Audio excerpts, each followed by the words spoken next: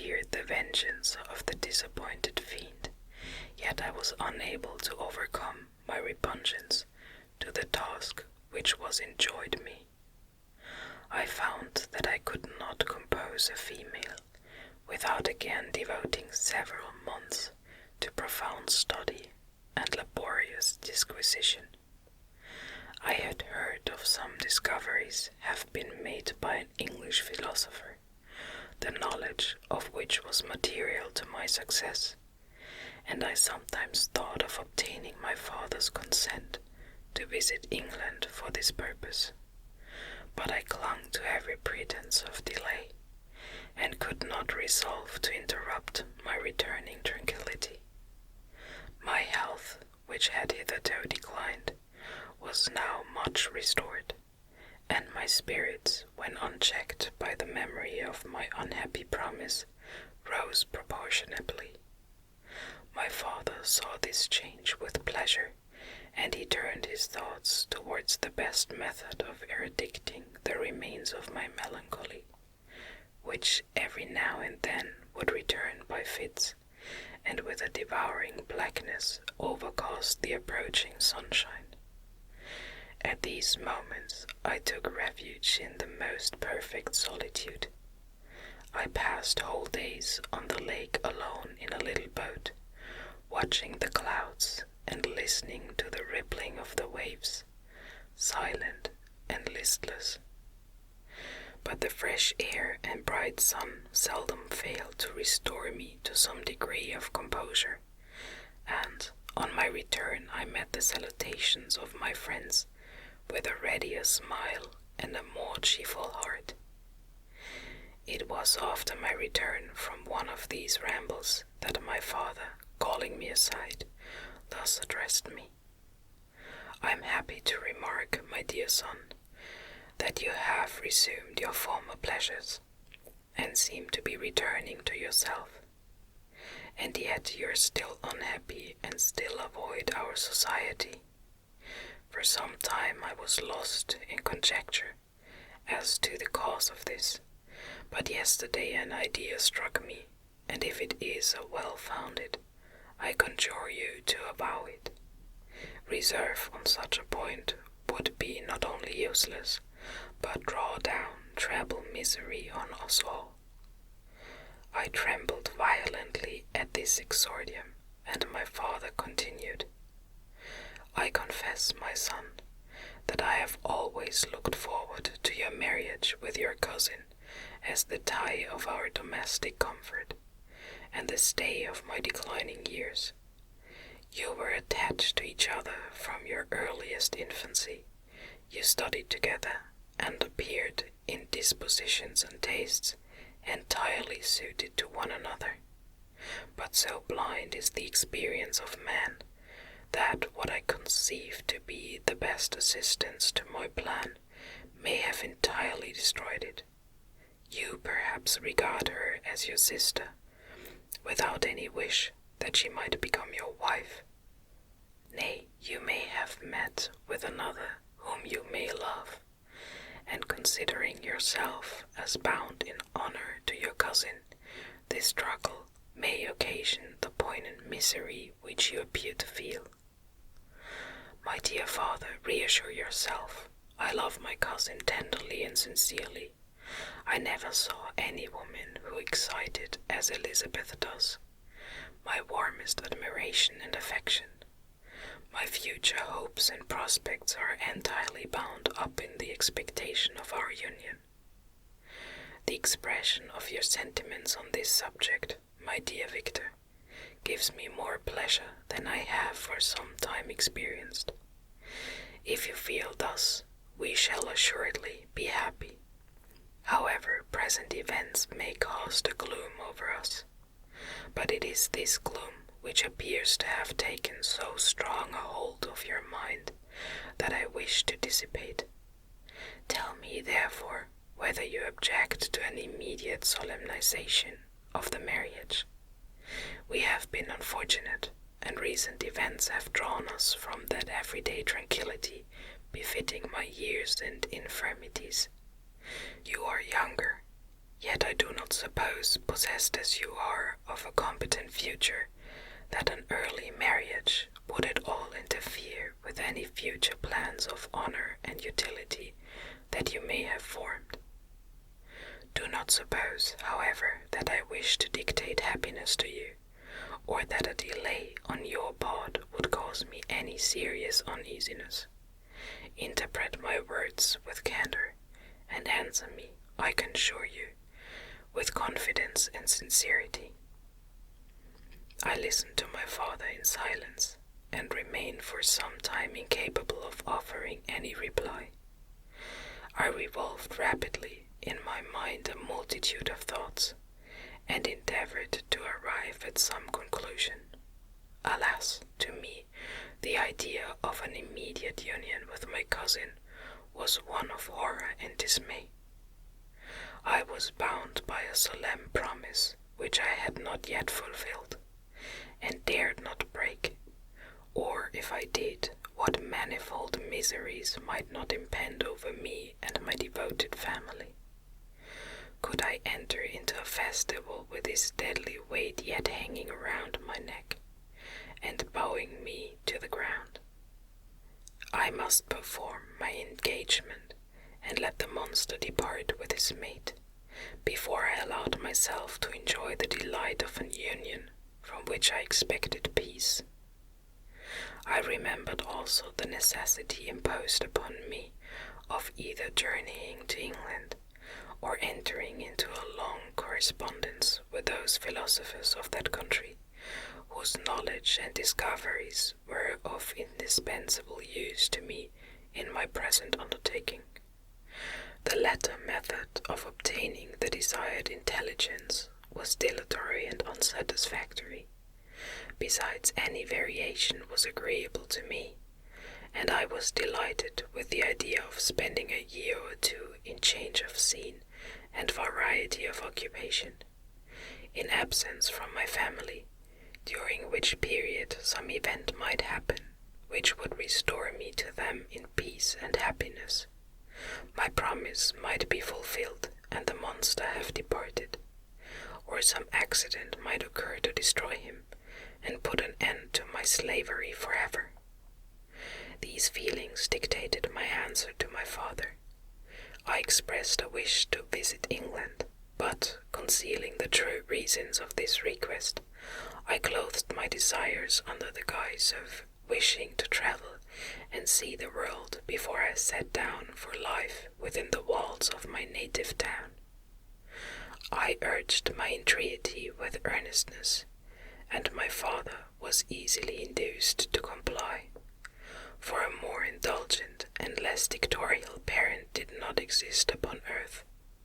Our plan was soon arranged. I should travel to Strasbourg, where Clerval would join me. Some short time would be spent in the towns of Holland, and our principal stay would be in England. We should return by France, and it was agreed that the tour should occupy the space of 2 years. My father pleased himself with the reflection that my union with Elizabeth should take place immediately on my return to Geneva. These 2 years, said he, will pass swiftly, and it will be the last delay that will oppose itself to your happiness. And, indeed, I earnestly desire that period to arrive, when we shall all be united, and neither hopes or fears arise to disturb our domestic calm. I am content, I replied, with your arrangement. By that time we shall both have become wiser, and I hope happier, than we at present are. I sighed, but my father kindly forbore to question me further concerning the cause of my dejection. He hoped that new scenes and the amusement of traveling will restore my tranquillity. I now made arrangements for my journey, but one feeling haunted me, which filled me with fear and agitation. During my absence, I should leave my friends unconscious of the existence of their enemy, and unprotected from his attacks. exasperated as he might be by my departure, but he had promised to follow me wherever I might go, and would he not accompany me to England? This imagination was dreadful in itself, but soothing inasmuch as it supposed the safety of my friends. I was agonized with the idea of the possibility that the reverse of this might happen, but through the whole period during which I was the slave of my creature, I allowed myself to be governed by the impulses of the moment, and my present sensations strongly intimated that the fiend would follow me and exempt my family from the danger of his machinations. It was in the latter end of August that I departed, to pass 2 years of exile. Elizabeth approved of the reasons of my departure, and only regretted that she had not the same opportunities of enlarging her experience and cultivating her understanding. She wept, however, as she bade me farewell, and entreated me to return happy and tranquil. "We all," said she, "depend upon you, and if you are miserable, what must be our feelings?" I threw myself into the carriage that was to convey me away, hardly knowing whither I was going, and careless of what was passing around. I remembered only, and it was with a bitter anguish that I reflected on it, to order that my chemical instruments should be packed to go with me, for I resolved to fulfill my promise while abroad, and return if possible a free man. Filled with dreary imaginations, I passed through many beautiful and majestic scenes, but my eyes were fixed and unobserving. I could only think of the bourne of my travels, and the work which was to occupy me whilst they endured. After some days spent in listless indolence, during which I traversed many leagues, I arrived at Strasbourg, where I was waited 2 days for Clerval. He came. Alas, how great was the contrast between us! He was alive to every new scene, joyful when he saw the beauties of the setting sun, and more happy when he beheld it rise, and recommence a new day. He pointed out to me the shifting colors of the landscape and the appearances of the sky. "This is what it is to live," he cried. "Now I enjoy existence. But you, my dear Frankenstein, wherefore are you desponding and sorrowful?" In truth, I was occupied by gloomy thoughts, and neither saw the descent of the evening star, nor the golden sunrise reflected in the Rhine. And you, my friend, would be far more amused with the journal of Clerval, who observed the scenery with an eye of feeling and delight, than to listen to my reflections. I, a miserable wretch, haunted by a curse that shut up every avenue to enjoyment. We had agreed to descend the Rhine in a boat from Strasbourg to Rotterdam, whence we might take shipping for London. During this voyage we passed by many willowy islands, and saw several beautiful towns. We stayed a day at Mannheim, and on the 5th from our departure from Strasbourg arrived at Mayence. The course of the Rhine below Mayence becomes much more picturesque. The river descends rapidly and winds between hills, not high, but steep, and of beautiful forms. We saw many ruined castles standing on the edges of precipices, surrounded by black woods, high and inaccessible. This part of the Rhine indeed presents a singularly variegated landscape. In one spot you view rocked hills, ruined castles overlooking tremendous precipices, with the dark Rhine rushing beneath, and on the sudden turn of a promontory flourishing vineyards, with green sloping banks, and a meandering river and populous towns occupy the scene. We traveled at the time of the vintage and heard the song of the laborers as we glided down the stream. Even I, depressed in mind, and my spirits continually agitated by gloomy feelings, even I was pleased. I lay at the bottom of the boat, and, as I gazed on the cloudless blue sky, I seemed to drink in a tranquillity to which I had long been a stranger. And if these were my sensations, who can describe those of Henry? He felt as if he had been transported to fairyland, and enjoyed a happiness seldom tasted by man. I have seen, he said, the most beautiful scenes of my own country. I have visited the lakes of Lucerne and Uri, where the snowy mountains descend almost perpendicularly to the water, casting black and impenetrable shades, which would cause a gloomy and mournful appearance, were it not for the most verdant islands that relieve the eye by their gay appearance. I have seen this lake agitated by a tempest, when the wind tore up whirlwinds of water, and gave you an idea of what the water spout must be on the great ocean, and the waves dash with fury the base of the mountain, where the priest and his mistress were overwhelmed by an avalanche, and where their dying voices are still said to be heard amid the pauses of the nightly wind. I have seen the mountains of La Valais and the Pays of Devote. But this country, Victor, pleases me more than all those wonders.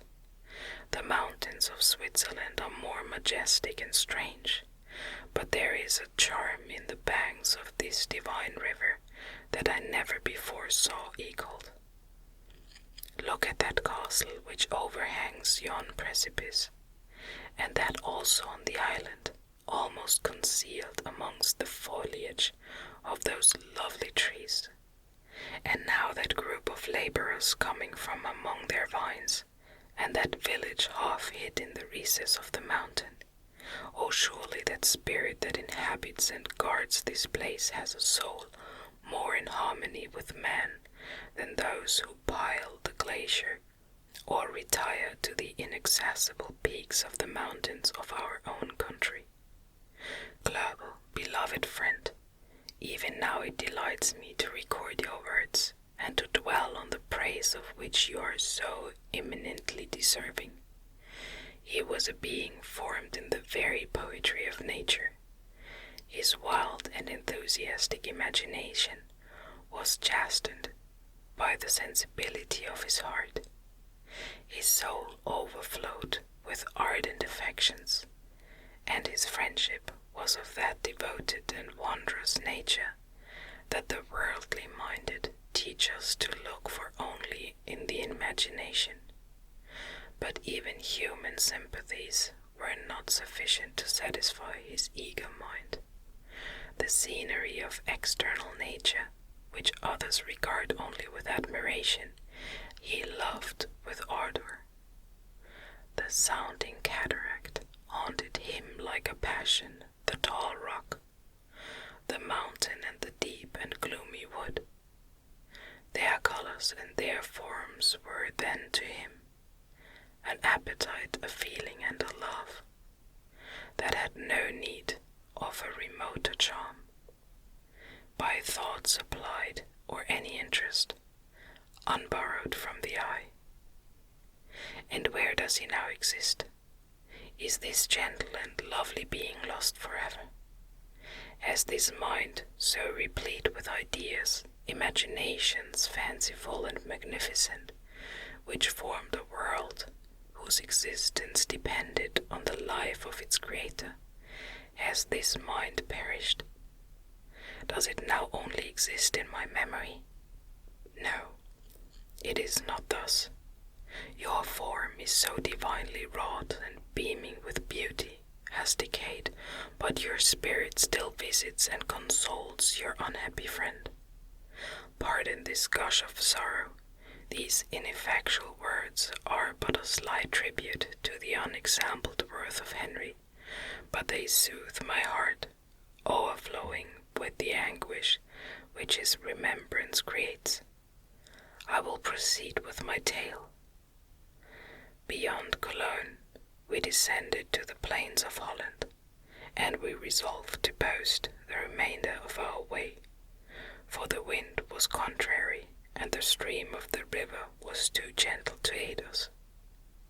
Our journey here lost the interest arising from beautiful scenery, but we arrived in a few days at Rotterdam, whence we proceeded by sea to England.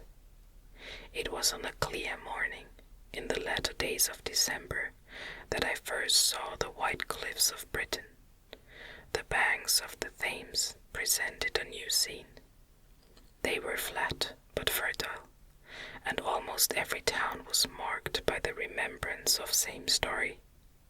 We saw Tilbury Fort, and remembered the Spanish Armada, Gravesend, Woolwich, and Greenwich, places which I had heard of even in my country. At length we saw the numerous steeples of London, St. Paul's towering above all, and the tower famed in English history. Chapter 2. London was our present point of rest. We determined to remain several months in this wonderful and celebrated city. Clerval desired the intercourse of the men of genius and talent who flourished at this time, but this was with me a secondary object. I was principally occupied with the means of obtaining the information necessary for the completion of my promise, and quickly availed myself of the letters of introduction that I had brought with me, addressed to the most distinguished natural philosophers. If this journey had taken place during my days of study and happiness, it would have afforded me inexpressible pleasure. But a blight had come over my existence, and I only visited these people for the sake of the information they might give me on the subject in which my interest was so terribly profound. Company was irksome to me. When alone I could fill my mind with the sights of heaven and earth. The voice of Henry soothed me, and I could thus cheat myself into transitory peace. But busy, uninteresting, joyous faces brought back despair to my heart. I saw an insurmountable barrier placed between me and my fellow men. This barrier was sealed with the blood of William and Justine, and to reflect on the events connected with those names filled my soul with anguish. But in Clerval I saw the image of my former self. He was inquisitive and anxious to gain experience and instruction. The difference of manners which he observed was to him an inexhaustible source of instruction and amusement. He was forever busy, and the only check to his enjoyments was my sorrowful and dejected mien. I tried to conceal this as much as possible, that I might not debar him from the pleasures natural to one who was entering on a new scene of life, undisturbed by any care or bitter recollection. I often refused to accompany him, alleging another engagement, that I might remain alone. I now also began to collect the materials necessary for my new creation, and this was to me like the torture of single drops of water continually falling on the head. Every thought that was devoted to it was an extreme anguish, and every word that I spoke in allusion to it caused my lips to quiver and my heart to palpitate. After passing some months in London, we received a letter from a person in Scotland who had formerly been our visitor at Geneva. He mentioned the beauties of his native country and asked us if those were not sufficient allurements to induce us to prolong our journey as far north as Perth, where he resided. Clerval eagerly desired to accept this invitation, and I, although I abhorred society, wished to view again mountains and streams, and all the wondrous works with which nature adorns her chosen dwelling places. We had arrived in England at the beginning of October, and it was now February. We accordingly determined to commence our journey towards the north at the expiration of another month. In this expedition we did not intend to follow the great road to Edinburgh, but to visit Windsor, Oxford, Matlock, and the Cumberland Lakes, resolving to arrive at the completion of this tour about the end of July.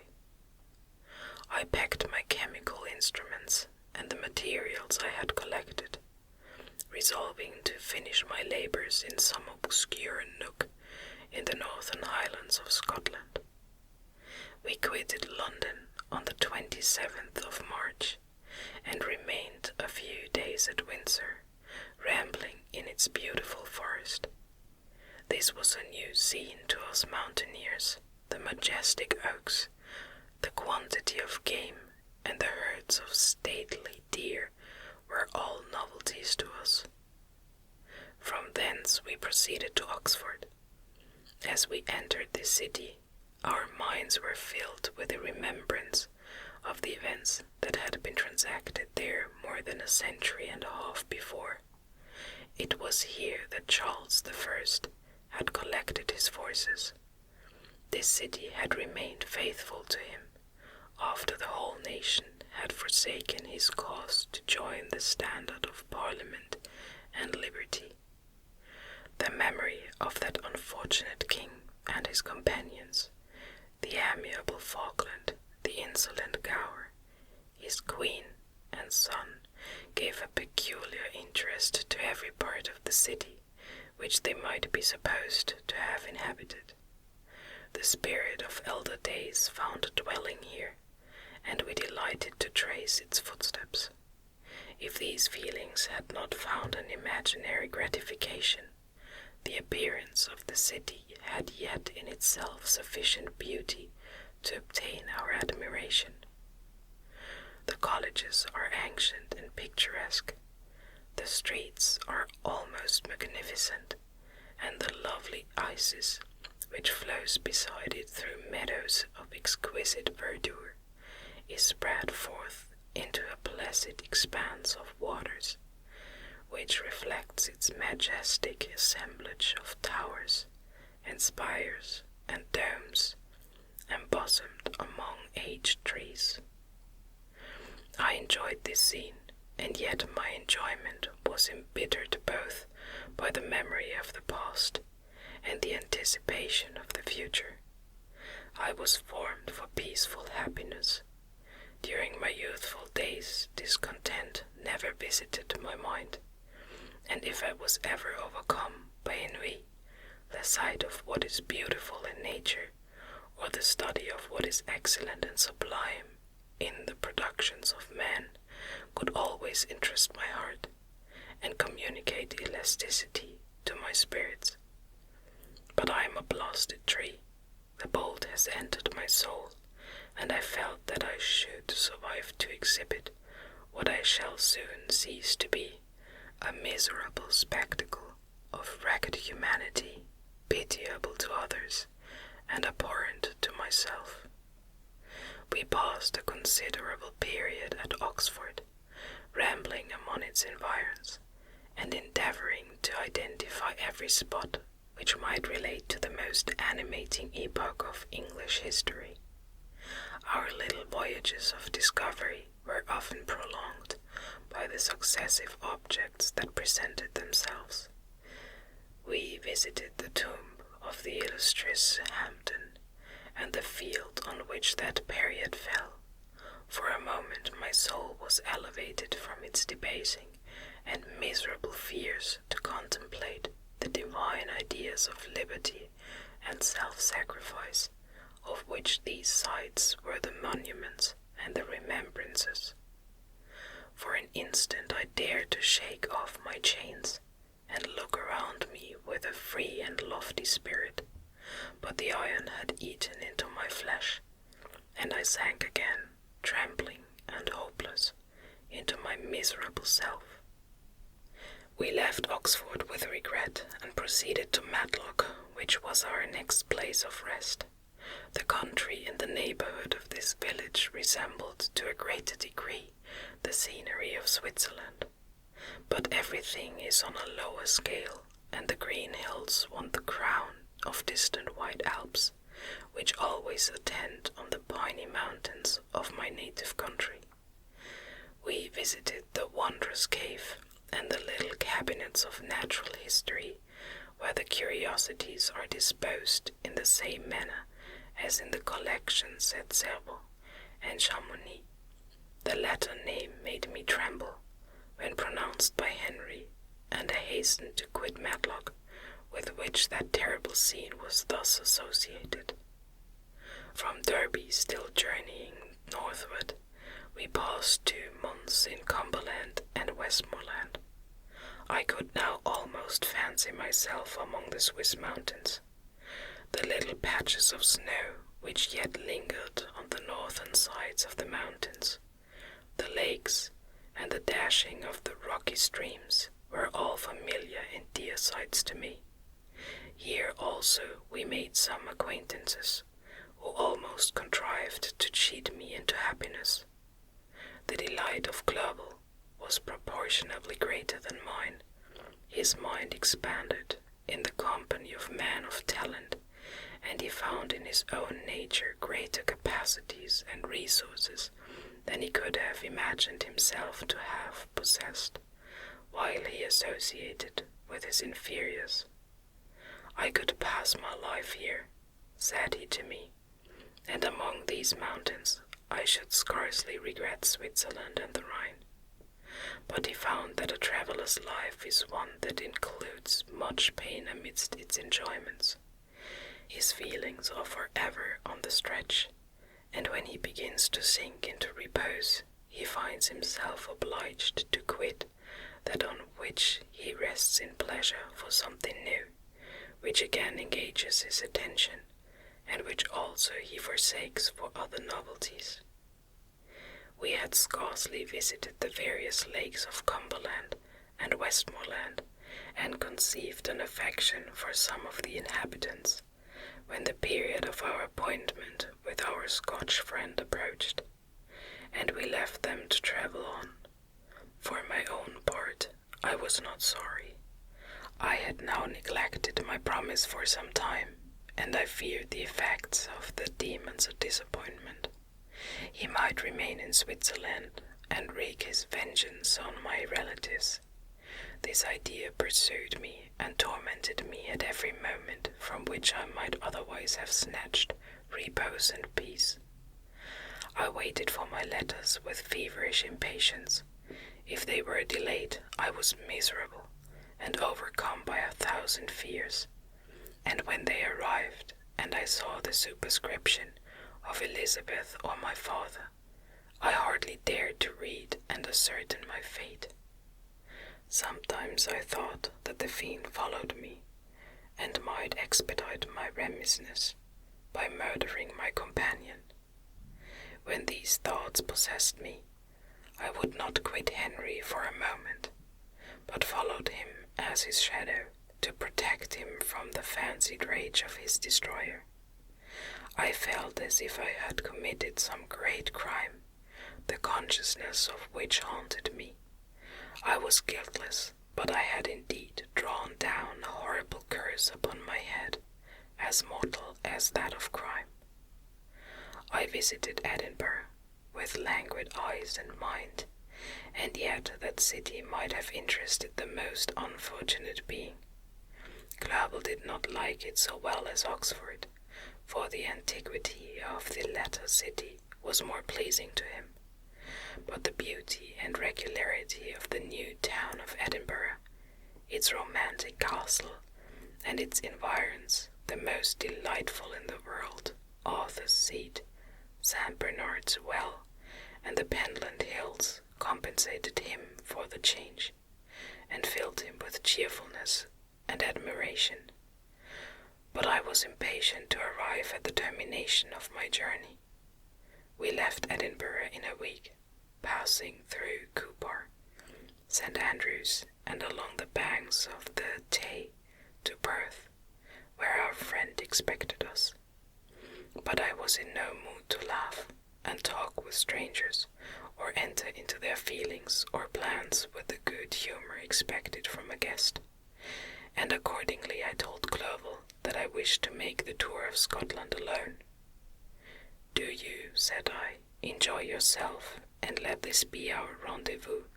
I may be absent a month or two, but do not interfere with my motions, I entreat you.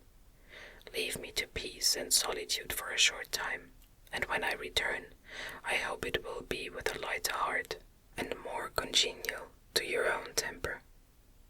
Henry wished to dissuade me, but, seeing me bent on this plan, ceased to remonstrate. He entreated me to write often. "I'd rather be with you," he said, "in your solitary rambles, than with these Scotch people, whom I do not know. Hasten then, my dear friend, to return, that I may again feel myself somewhat at home, which I cannot do in your absence." Having parted from my friend, I determined to visit some remote spot of Scotland, and finish my work in solitude. I did not doubt but that the monster followed me, and would discover himself to me, when I should have finished, that the might receive his companion. With this resolution I traversed the Northern Highlands, and fixed on one of the remotest of the Orkneys, as the scene labours. It was a place fitted for such a work, being hardly more than a rock, whose high sides were continually beaten upon by the waves. The soil was barren, scarcely affording pasture for a few miserable cows, and oatmeal for its inhabitants, which consisted of 5 persons, whose gaunt and scraggy limbs gave tokens of their miserable fare. Vegetables and bread, when they indulged in such luxuries, and even fresh water, was to be procured from the mainland, which was about 5 miles distant. On the whole island there were but 3 miserable huts, and one of these was vacant when I arrived. This I hired. It contained but 2 rooms, and these exhibited all the squalidness of the most miserable penury. The thatch had fallen in, the walls were unplastered, and the door was off its hinges. I ordered it to be repaired, bought some furniture, and took possession. An incident which would doubtless have occasioned some surprise, had not all the senses of the cottagers been benumbed by want and squalid poverty. As it was, I lived ungazed at and unmolested, hardly thanked for the pittance of food and clothes which I gave, so much does suffering blunt even the coarsest sensations of men. In this retreat I devoted the morning to labor, but in the evening, when the weather permitted, I walked on the stony beach of the sea, to listen to the waves as they roared, and dashed at my feet. It was a monotonous, yet ever-changing scene. I thought of Switzerland. It was far different from this desolate and appalling landscape. Its hills are covered with vines, and its cottages are scattered thickly in the plains.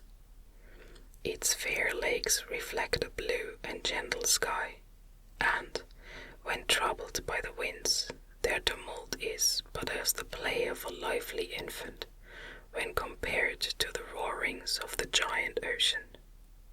In this manner I distributed my occupations when I first arrived, but as I proceeded in my labor, it became every day more horrible and irksome to me.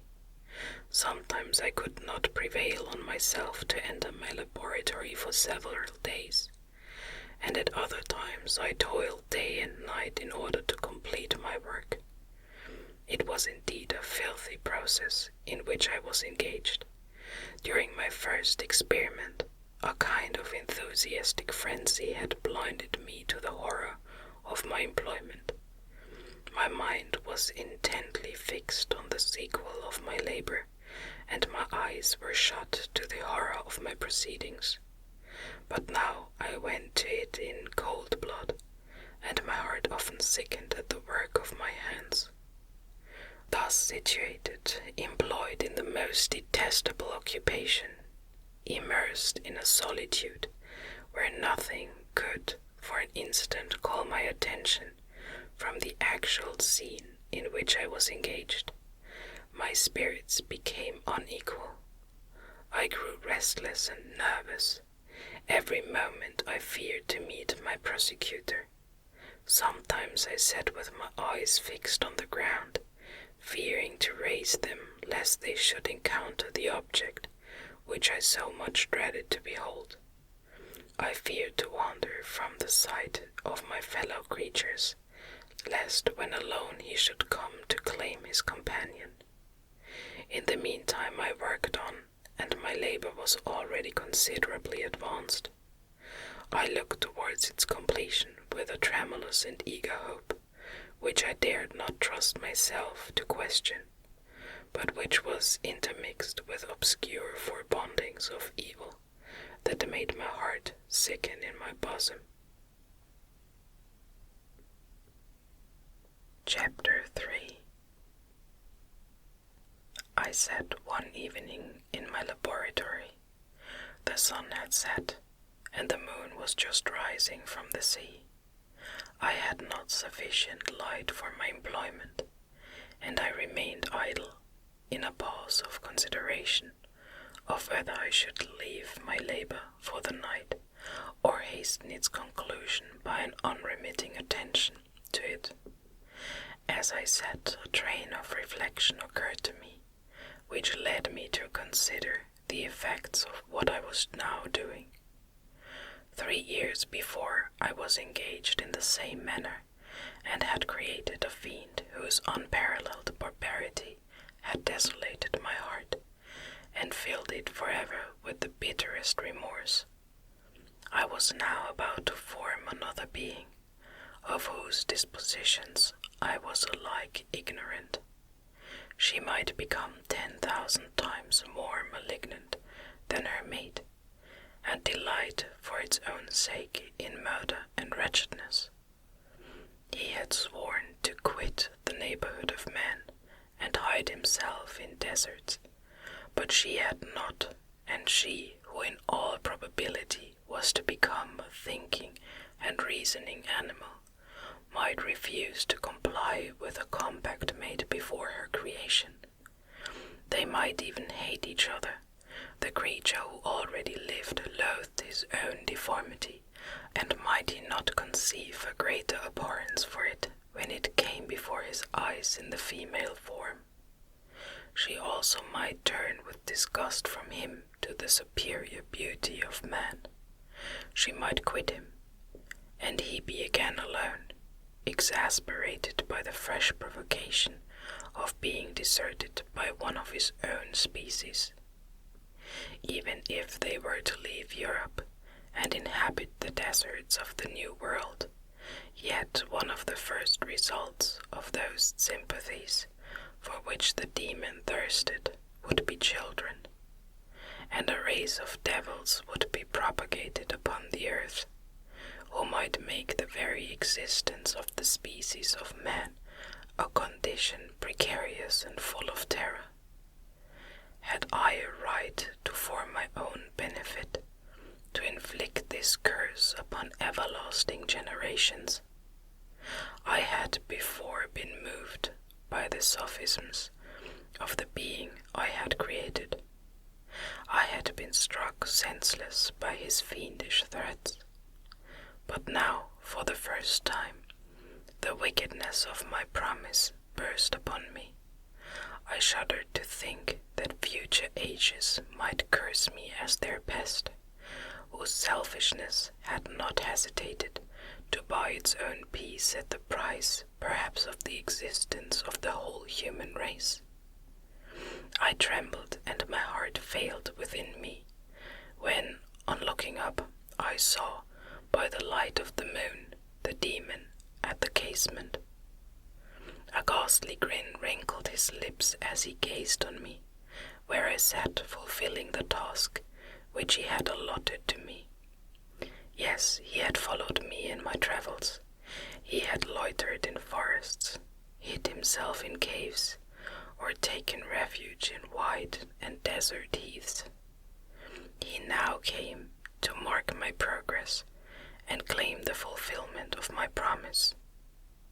As I looked on him, his countenance expressed the utmost extent of malice and treachery. I thought, with a sensation of madness, on my promise of creating another like to him, and, trembling with passion, tore to pieces the thing on which I was engaged. The wretch saw me destroy the creature on whose future existence he depended for happiness, and, with a howl of devilish despair and revenge, withdrew. I left the room, and, locking the door, made a solemn vow in my own heart never to resume my labors. And then, with trembling steps, I sought my own apartment. I was alone. None were near me to dissipate the gloom and relieve me from the sickening oppression of the most terrible reveries. Several hours passed, and I remained near my window gazing on the sea. It was almost motionless, for the winds were hushed, and all nature reposed under the eye of the quiet moon. A few fishing vessels alone specked the water, and now and then the gentle breeze wafted the sound of voices as the fishermen called to one another. I felt the silence, although I was hardly conscious of its extreme profundity, until my ear was suddenly arrested by the paddling of oars near the shore, and a person landed close to my house. In a few minutes after, I heard the creaking of my door, as if someone endeavored to open it softly. I trembled from head to foot.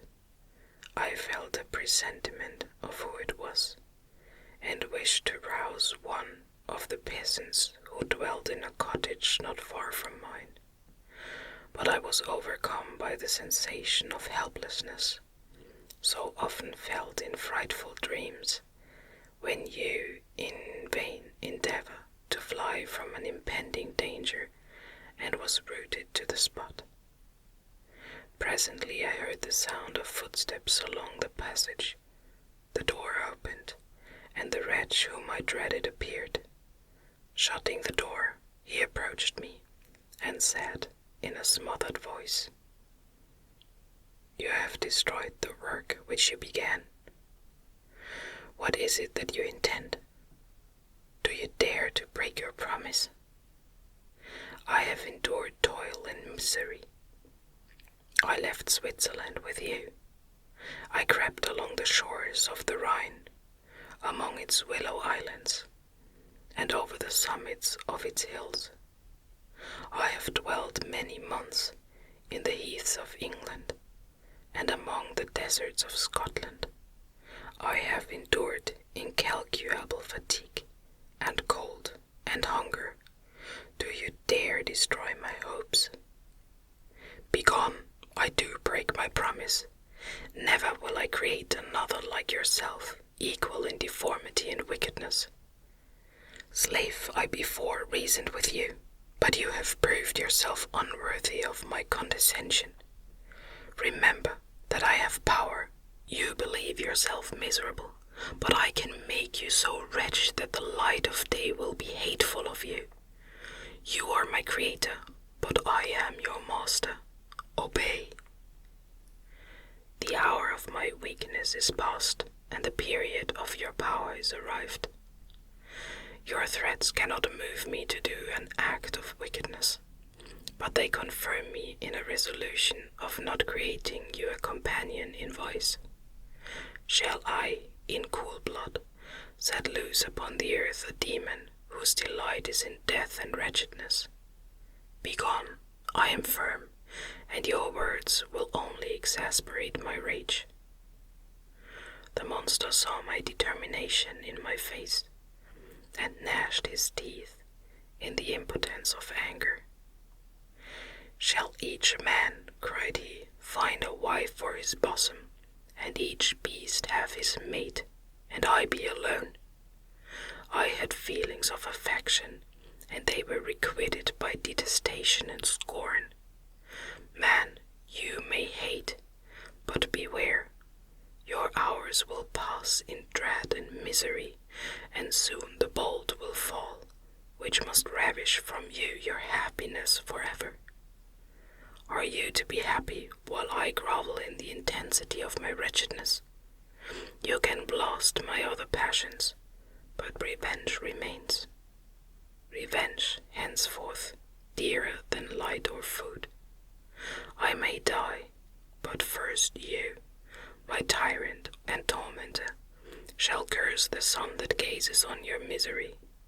Beware, for I am fearless and therefore powerful. I will watch with the willingness of a snake, that I may sting with its venom. Man, you shall repent of the injuries you inflict. Devil, cease, and do not poise the air with these sounds of malice. I have declared my resolution to you, and I am no coward to bend beneath words. Leave me, I am inexorable. It is well, I go, but remember, I shall be with you on your wedding night. I started forward and exclaimed, Villain, before you sign my death warrant, be sure that you are yourself safe. I would have seized him, but he eluded me and quitted the house with precipitation. In a few moments I saw him in his boat, which shot across the waters with an arrowy swiftness, and was soon lost amidst the waves. All was again silent, but his words rung in my ears. I burned with rage to pursue the murderer of my peace, and precipitate him into the ocean.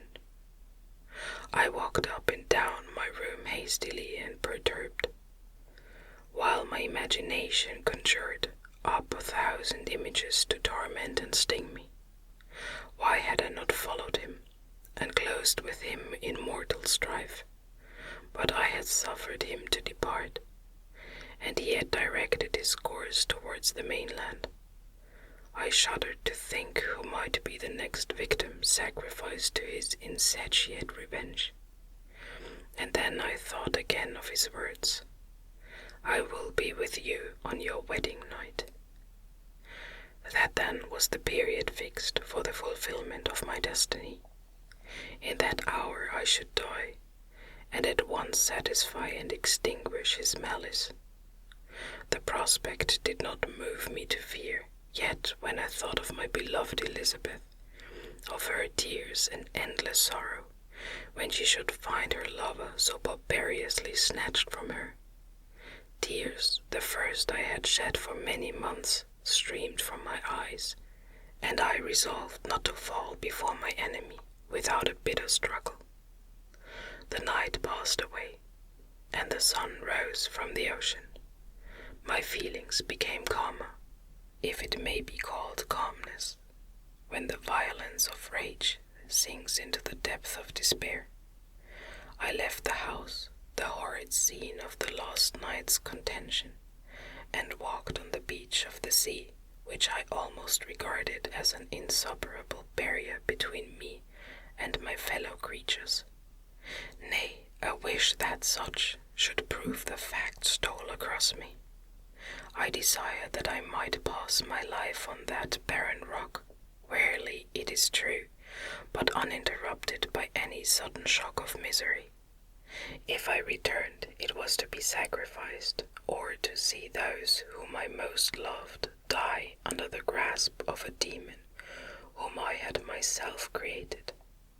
I walked about the aisle like a restless spectre, separated from all it loved, and miserable in the separation.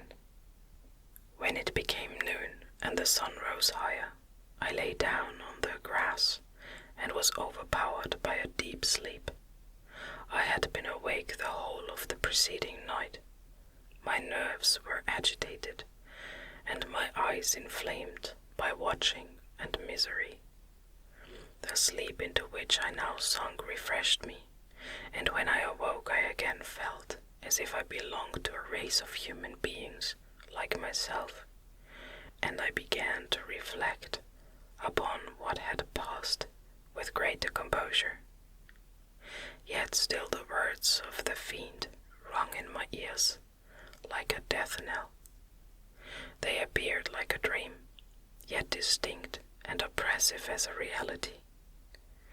The sun had far descended, and I still sat on the shore, satisfying my appetite, which had become ravenous, with an oaten cake, when I saw a fishing boat land close to me, and one of the men brought me a packet. It contained letters from Geneva, and one from Clavel, entreating me to join him. He said that nearly a year had elapsed since we had quitted Switzerland, and France was yet unvisited. He entreated me, therefore, to leave my solitary isle, and meet him at Perth, in a week from that time, when we might arrange the plan of our future proceedings. This letter, in a degree, recalled me to life, and I determined to quit my island at the expiration of 2 days. Yet before I departed, there was a task to perform, on which I shuddered to reflect. I must pack my chemical instruments, and for that purpose I must enter the room which had been the scene of my odious work, and I must handle those utensils, the sight of which was sickening to me. The next morning, at daybreak, I summoned sufficient courage and unlocked the door of my laboratory. The remains of the half-finished creature whom I had destroyed lay scattered on the floor, and I almost felt as if I had mangled the living flesh of a human being. I paused to collect myself, and then entered the chamber. With trembling hand I conveyed the instruments out of the room, but I reflected that I ought not to leave the relics of my work to excite the horror and suspicion of the peasants, and I accordingly put them into a basket with a great quantity of stones, and laying them up, determined to throw them into the sea that very night, and in the meantime I sat upon the beach, employed in cleaning and arranging my chemical apparatus. Nothing could be more complete than the alteration that had taken place in my feelings since the night of the appearance of the demon.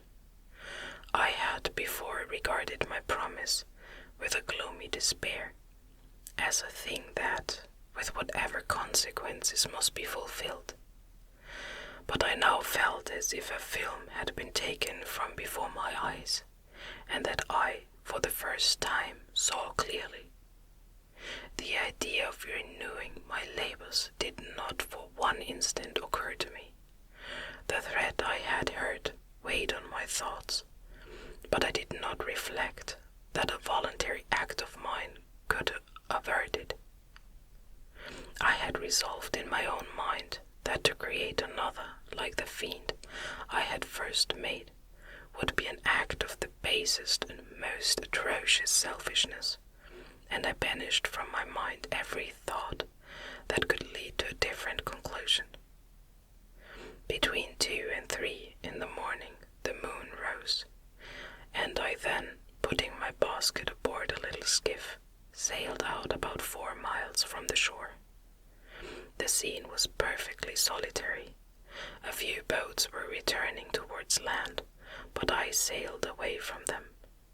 I felt as if I was about the commission of a dreadful crime, and avoided with shuddering anxiety any encounter with my fellow creatures.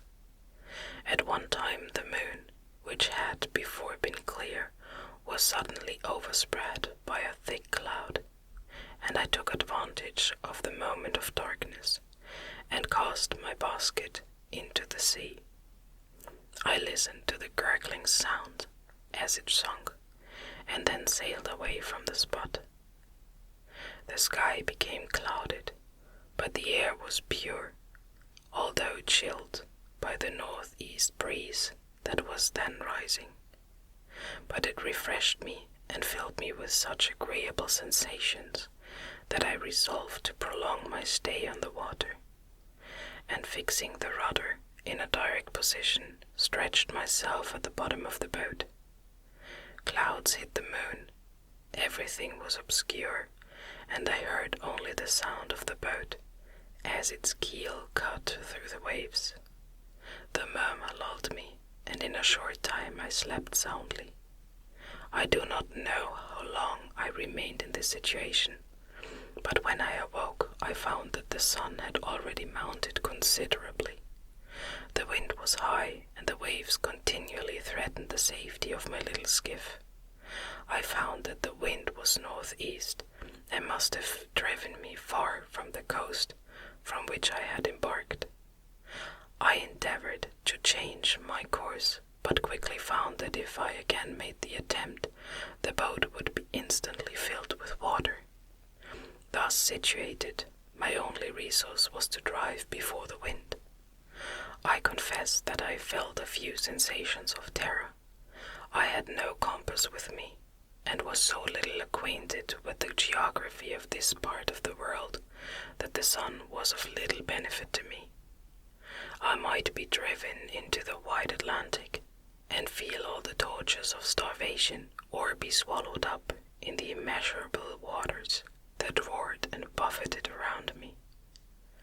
I had already been out many hours, and felt the torment of a burning thirst, a prelude to my other sufferings. I looked on the heavens, which were covered by clouds that flew before the wind, only to be replaced by others. I looked upon the sea. It was to be my grave. "Fiend," I exclaimed, "your task is already fulfilled." I thought of Elizabeth, of my father, and of Clerval, and sunk into a reverie, so despairing and frightful that even now, when the scene is on the point of closing before me forever, I shudder to reflect on it. Some hours passed thus, but by degrees, as the sun declined towards the horizon, the wind died away into a gentle breeze, and the sea became free from breakers. But these gave place to a heavy swell. I felt sick and hardly able to hold the rudder, when suddenly I saw a line of high land towards the south. Almost spent, as I was, by fatigue and the dreadful suspense I endured for several hours, this sudden certainty of life rushed like a flood of warm joy to my heart, and tears gushed from my eyes. How mutable are our feelings, and how strange is that clinging love we have of life, even in the excess of misery. I constructed another sail with a part of my dress, and eagerly steered my course towards the land. It had a wild and rocky appearance, but as I approached nearer, I easily perceived the traces of cultivation. I saw vessels near the shore, and found myself suddenly transported back to the neighborhood of civilized man. I eagerly traced the windings of the land, and hailed a steeple which I at length saw issuing from behind a small promontory. As I was in a state of extreme debility, I resolved to sail directly towards the town as a place where I could most easily procure nourishment. Fortunately, I had money with me. As I turned the promontory, I perceived a small neat town and a good harbour, which I entered, my heart bounding with joy at my unexpected escape. As I was occupied in fixing the boat and arranging the sails, several people crowded towards the spot.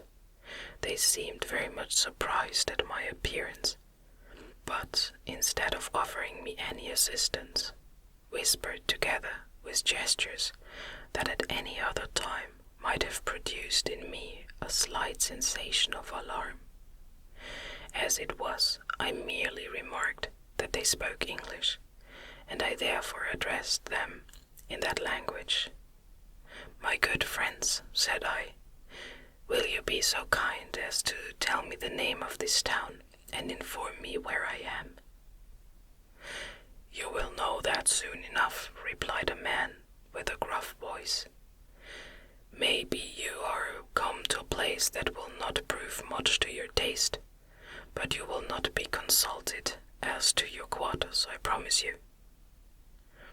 I was exceedingly surprised on receiving so rude an answer from a stranger, and I was also disconcerted on perceiving the frowning and angry countenances of his companions. "Why do you answer me so roughly?" I replied. "Surely it is not the custom of Englishmen to receive strangers so inhospitably." "I do not know," said the man, "what the custom of the English may be, but it is the custom of the Irish to hate villains." While this strange dialogue continued, I perceived the crowd rapidly increase. Their faces expressed a mixture of curiosity and anger, which annoyed and in some degree alarmed me. I inquired the way to the inn, but no one replied. I then moved forward, and a murmuring sound arose from the crowd as they followed and surrounded me, when an ill-looking man approaching tapped me on the shoulder and said, "Come, sir, you must follow me to Mr. Kerwin's to give an account of yourself." "Who is Mr. Kerwin? Why am I to give an account of myself? Is not this a free country?" "Aye, sir, free enough for honest folks. Mr. Kerwin is a magistrate, and you are to give an account of the death of a gentleman who was found murdered here last night." The answer startled me, but I presently recovered myself. I was innocent, that could easily be proved. Accordingly, I followed my conductor in silence, and was led to one of the best houses in the town. I was ready to sink from fatigue and hunger, but being surrounded by a crowd, I thought it politic to rouse all my strength, that no physical debility might be construed into apprehension or conscious guilt. Little did I then expect the calamity that was in a few moments to overwhelm me and extinguish in horror and despair all fear of ignominy or death. I must pause here, for it requires all my fortitude to recall the memory of the frightful events which I am about to relate in proper detail to my recollection. Chapter 4.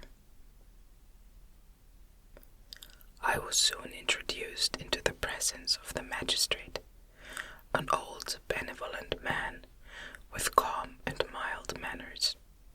He looked upon me, however, with some degree of severity, and then, turning towards my conductors, he asked who appeared as witnesses on this occasion. About half a dozen men came forward, and one being selected by the magistrate, he deposed that he had been out fishing the night before with his son and brother-in-law, Daniel Nugent, when, about 10 o'clock, they observed a strong northerly blast rising, and they accordingly put in for port. It was a very dark night, as the moon had not yet risen. They did not land at the harbour, but, as they had been accustomed, at a creek about 2 miles below, he walked on first, carrying a part of the fishing tackle and his companions followed him at some distance. As he was proceeding along the sands, he struck his foot against something and fell all his length on the ground.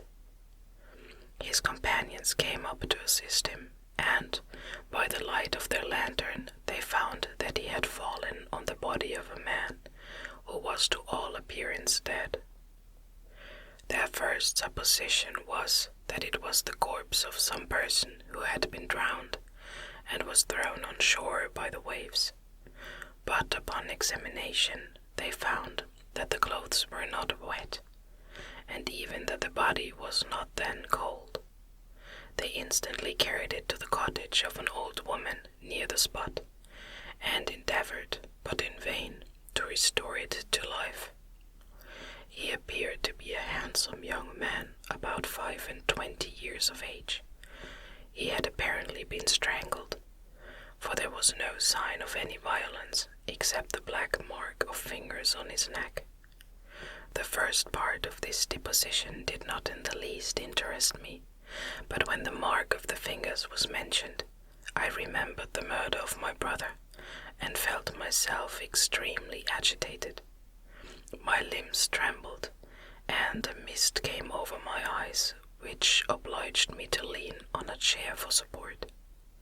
The magistrate observed me with a keen eye, and of course drew an unfavorable augury from my manner.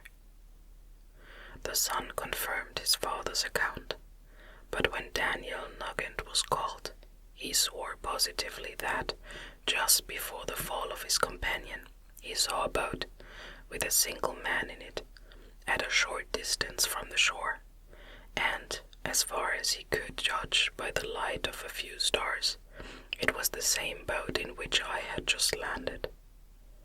A woman deposed that she lived near the beach, and was standing at the door of her cottage waiting for the return of the fishermen, about an hour before she heard of the discovery of the body, when she saw a boat, with only one man in it, push off from that part of the shore where the corpse was afterwards found. Another woman confirmed the account of the fishermen having brought the body into her house. It was not cold. They put it into a bed and rubbed it, and Daniel went to the town for an apothecary, but life was quite gone. Several other men were examined concerning my landing, and they agreed that with the strong north wind that had arisen during the night, it was very probable that I had beaten about for many hours, and had been obliged to return nearly to the same spot from which I had departed.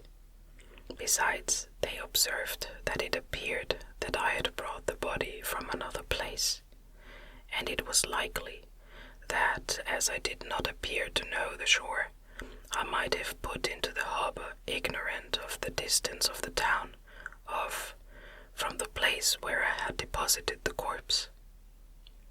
Mr. Gerwin, on hearing this evidence, desired that I should be taken into the room where the body lay, for interment, that it might be observed what effect the sight of it would produce upon me. This idea was probably suggested by the extreme agitation I had exhibited when the mode of the murder had been described. I was accordingly conducted by the magistrate and several other persons to the inn. I could not help being struck by the strange coincidences that had taken place during this eventful night, but knowing that I had been conversing with several persons in the island that I had inhabited about the time that the body had been found, I was perfectly tranquil as to the consequences of the affair. I entered the room where the corpse lay, and was led up to the coffin. How can I describe my sensations on beholding it? I feel yet parched with horror, nor can I reflect on that terrible moment without shuddering and agony that faintly reminds me of the anguish of the recognition. The trial, the presence of the magistrate and witnesses passed like a dream from my memory, when I saw the lifeless form of Henry Clerval stretched before me.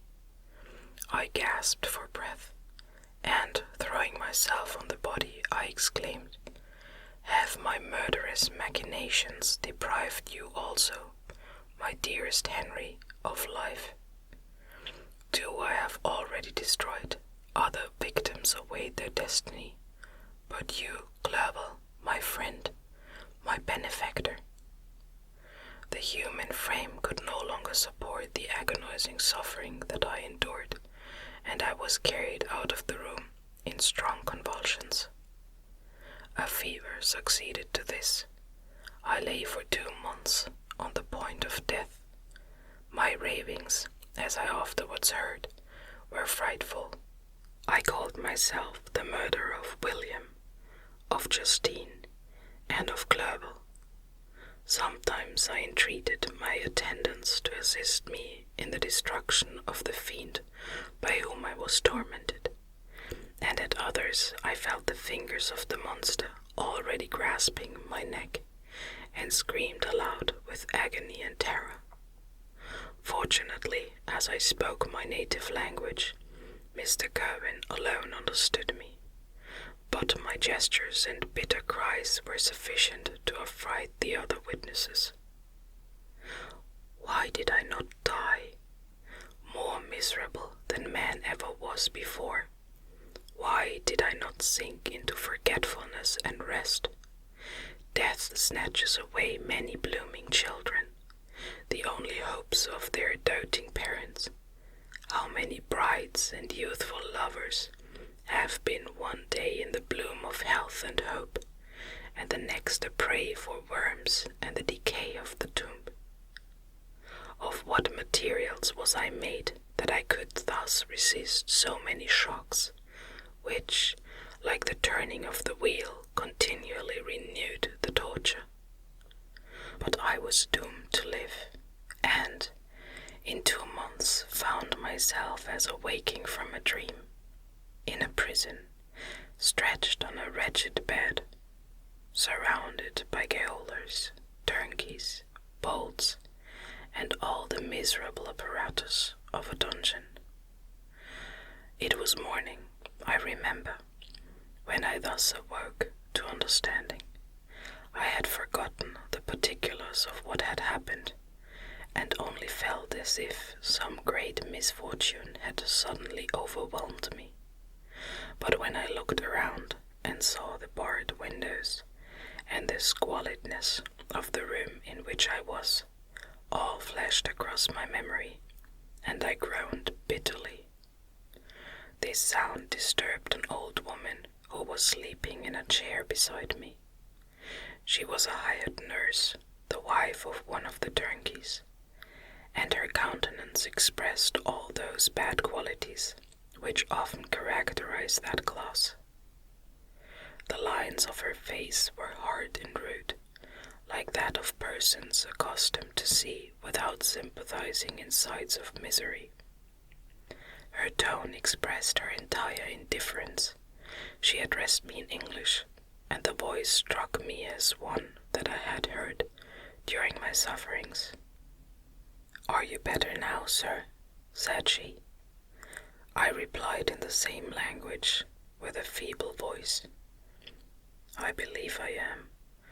But if it be all true, if indeed I did not dream, I am sorry that I am still alive to feel this misery and horror." "For that matter," replied the old woman, "if you mean about the gentleman you murdered, I believe that it were better for you if you were dead, for I fancy it will go hard with you. But you will be hung when the next sessions come on. However, that's none of my business. I am sent to nurse you, and get you well. I do my duty with a safe conscience. It were well if everybody did the same." I turned with loathing from the woman who could utter so unfeeling a speech to a person just saved, on the very edge of death. But I felt languid, and unable to reflect on all that had passed. The whole whole series of my life appeared to me as a dream.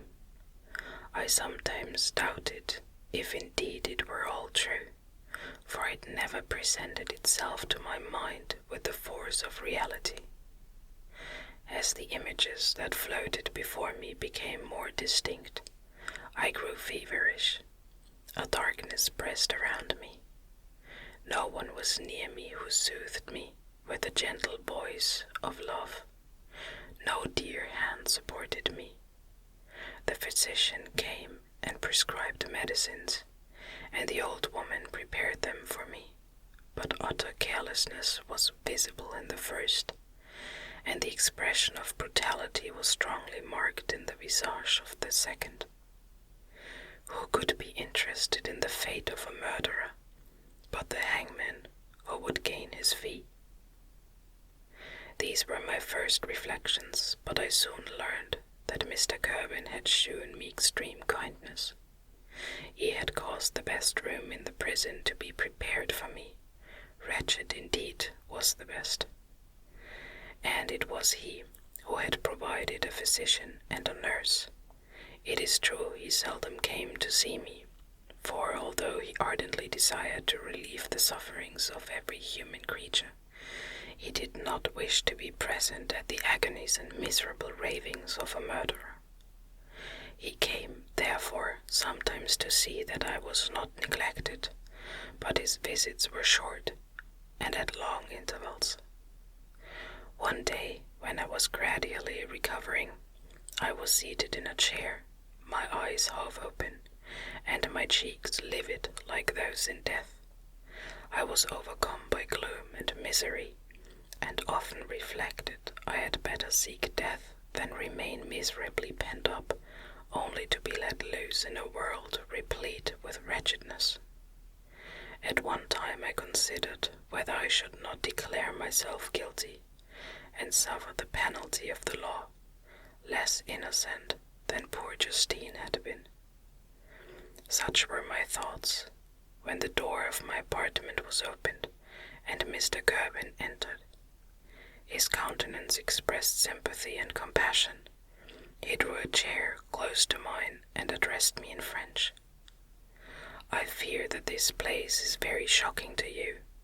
Can I do anything to make you more comfortable?" "I thank you, but all that you mention is nothing to me.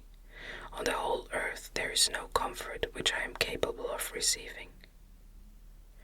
"I know that the sympathy of a stranger can be but of little relief to one borne down, as you are, by so strange a misfortune. But you will, I hope, soon quit this melancholy abode, for doubtless evidence can easily be brought to free you from the criminal charge." "That is my least concern. I am, by a course of strange events, become the most miserable of mortals. Persecuted and tortured as I am, and have been, can death be any evil to me? Nothing indeed could be more unfortunate and agonizing than the strange chances that have lately occurred. You were thrown by some surprising accident on this shore, renowned for its hospitality, seized immediately, and charged with murder. The first sight that was presented to your eyes was the body of your friend, murdered in so unaccountable a manner, and placed, as it were, by some fiend across your path." As Mr. Kirwin said this, notwithstanding the agitation I endured on this retrospect of my sufferings, I also felt considerable surprise at the knowledge he seemed to possess concerning me. I suppose some astonishment was exhibited in my countenance, for Mr. Kirwin hastened to say, "It was not until a day or two after your illness that I thought of examining your dress, that I might discover some trace by which I could send to your relations an account of your misfortune and illness. I found several letters, and, among others, one which I discovered from its commencement to be from your father. I instantly wrote to Geneva. Nearly 2 months have elapsed since the departure of my letter, But you are ill. Even now you tremble. You are unfit for agitation of any kind. This suspense is 1,000 times worse than the most horrible event. Tell me what new scene of death has been acted, and whose murder I am now to lament." "Your family is perfectly well," said Mr. Kirwin, with gentleness, "and a friend is coming to visit you." I know not by what chain of thought the idea presented itself, but it instantly darted into my mind that the murderer had come to mock at my misery, and taunt me with the death of Clerval, as a new incitement for me to comply with his hellish desires. I put my hand before my eyes and cried out in agony, "Oh, take him away, I cannot see him. For God's sake, do not let him enter." Mr. Kirwin regarded me with a troubled countenance. He could not help regarding my exclamation as the presumption of my guilt, and said, in a rather severe tone, "I should have thought, young man, that the presence of your father would have been welcome, instead of inspiring such violent repugnance." "My father!" cried I, while every feature and every muscle was relaxed from anguish to pleasure. "Is my father indeed come? How kind, how very kind! But where is he? Why does he not hasten to me?" My change of manner surprised and pleased the magistrate. Perhaps he thought that my former exclamation was a momentary return of delirium, and now he instantly resumed his former benevolence. He rose and quitted the room with my nurse, and in a moment my father entered it. Nothing at this moment could have given me greater pleasure than the arrival of my father. I stretched out my hand to him and cried, "Are you then safe, and Elizabeth, and Ernest?" My father calmed me with assurances of their welfare, and endeavored, by dwelling on these subjects so interesting to my heart, to raise my desponding spirits. But he soon felt that a prison cannot be the abode of cheerfulness. "What a place is this that you inhabit, my son?" said he, looking mournfully at the barred windows and wretched appearance of the room. "You travel to seek happiness, but a fatality seems to pursue you, and poor Clerval." The name of my unfortunate and murdered friend was an agitation too great to be endured in my weak state. I shed tears. "Alas, yes, my father," replied I. "Some destiny of the most horrible kind hangs over me, and I must live to fulfill it, or surely I should have died on the coffin of Henry." We were not allowed to converse for any length of time, for the precarious state of my health rendered every precaution necessary that could ensure tranquillity. Mr. Kirwin came in and insisted that my strength should not be exhausted by too much exertion, but the appearance of my father was to me like that of my good angel, and I gradually recovered my health.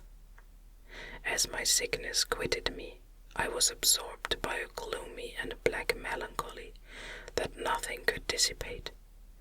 The image of Clerval was forever before me, ghastly and murdered. More than once the agitation into which these reflections threw me made my friends dread a dangerous relapse. Alas, why did they preserve so miserable and detested a life? It was surely that I might fulfill my destiny, which is now drawing to a close. Soon, oh very soon, will death extinguish these throbbings, and relieve me from the mighty weight of anguish that bears me to the dust. And in executing the award of justice, I shall also sink to rest. Then the appearance of death was distant, although the wish was ever present to my thoughts, and I often sat for hours motionless and speechless, wishing for some mighty revolution that might bury me and my destroyer in its ruins. The season of the assizes approached. I had already been 3 months in prison, and although I was still weak and in continual danger of a relapse, I was obliged to travel nearly 100 miles to the county town where the court was held. Mr. Kirwin charged himself with every care of collecting witnesses and arranging my defense. I was spared the disgrace of appearing publicly as a criminal, as the case was not brought before the court that decides on life and death. The grand jury rejected the bill, on its being proved that I was on the Orkney Islands at the hour the body of my friend was found, and a fortnight after my removal I was liberated from prison. My father was enraptured on finding me freed from the vexations of a criminal charge, that I was again allowed to breathe a fresh atmosphere, and allowed to return to my native country. I did not participate in these feelings, for to me the walls of a dungeon or a palace were alike hateful. The cup of life was poisoned forever, and although the sun shone upon me as upon the happy and gay of heart, I saw around me nothing but a dense and frightful darkness, penetrated by no light but the glimmer of 2 eyes that glared upon me. Sometimes they were the expressive eyes of Henry, languishing in death, the dark orbs nearly covered by the lids, and the long black lashes that fringed them. Sometimes it was the watery clouded eyes of the monster, as I first saw them in my chamber at Ingolstadt. My father tried to awaken in me the feelings of affection. He talked of Geneva, which I should visit soon, of Elizabeth and Ernest, but these words only drew deep groans from me. Sometimes, indeed, I felt a wish for happiness, and thought with melancholy delight of my beloved cousin, or longed with a devouring maladie du pays to see once more the blue lake and rapid Rhone that had been so dear to me in early childhood. But my general state of feeling was a torpor, in which a prison was as welcome a residence as the divinest scene in nature, and these fits were seldom interrupted but by paroxysms of anguish and despair. At these moments I often endeavored to put an end to the existence I loathed, and it required unceasing attendance and vigilance to restrain me from committing some dreadful act of violence.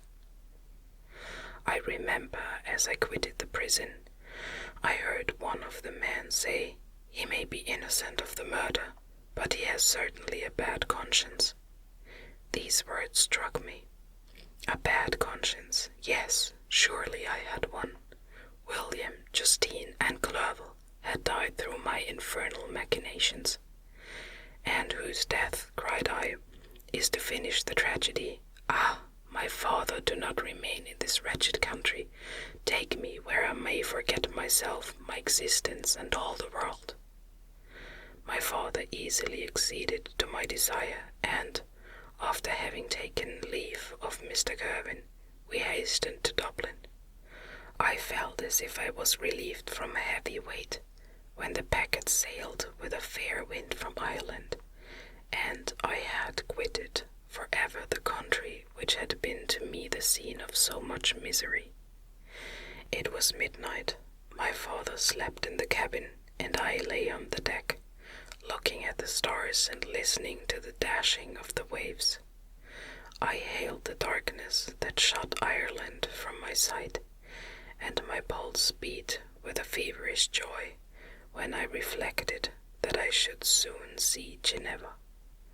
The past appeared to me in the light of a frightful dream, yet the vessel in which I was, the wind that blew me from the detested shore of Ireland, and the sea which surrounded me, told me too forcibly that I was deceived by no vision, and that Clovel, my friend and dearest companion, had fallen a victim to me, and the monster of my creation. I repassed in my memory my whole life, my quiet happiness while residing with my family in Geneva, the death of my mother, and my departure for Ingolstadt. I remembered shuddering at the mad enthusiasm that hurried me on to the creation of my hideous enemy, and I called to mind the night during which he first lived. I was unable to pursue the train of thought. 1,000 feelings pressed upon me, and I wept bitterly. Ever since my recovery from the fever, I had been in the custom of taking every night a small quantity of laudanum, for it was by means of this drug only that I was enabled to gain the rest necessary for the preservation of life. Oppressed by the recollection of my various misfortunes, I now took a double dose and soon slept profoundly. But sleep did not afford me respite from thought and misery. My dreams presented 1,000 objects that scared me. Towards morning I was possessed by a kind of nightmare. I felt the fiend's grasp in my neck, and could not free myself from it. Groans and cries rung in my ears. My father, who was watching over me, perceiving my restlessness, awoke me, and pointed to the port of Holyhead, which we were now entering. Chapter 5. We had resolved not to go to London, but to cross the country to Portsmouth, and thence to embark for Havre. I preferred this plan principally because I dreaded to see again those places in which I had enjoyed a few moments of tranquillity with my beloved Clovel. I thought with horror of seeing again those persons whom we had been accustomed to visit together, and who might make inquiries concerning an event, the very remembrance of which made me again feel the pang I endured when I gazed of his lifeless form in the inn at. As for my father, his desires and exertions were bounded to the again seeing me restored to health and peace of mind. His tenderness and attentions were unremitting. My grief and gloom was obstinate, but he would not despair.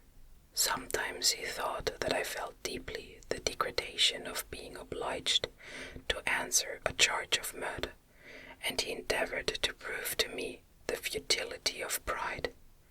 "Alas, my father," said I, "how little do you know me. Human beings, their feelings and passions, would indeed be degraded if such a wretch as I felt pride. Justine, poor unhappy Justine, was as innocent as I, and she suffered the same charge. She died for it, and I am the cause of this. I murdered her. William, Justine, and Henry, they all died by my hands."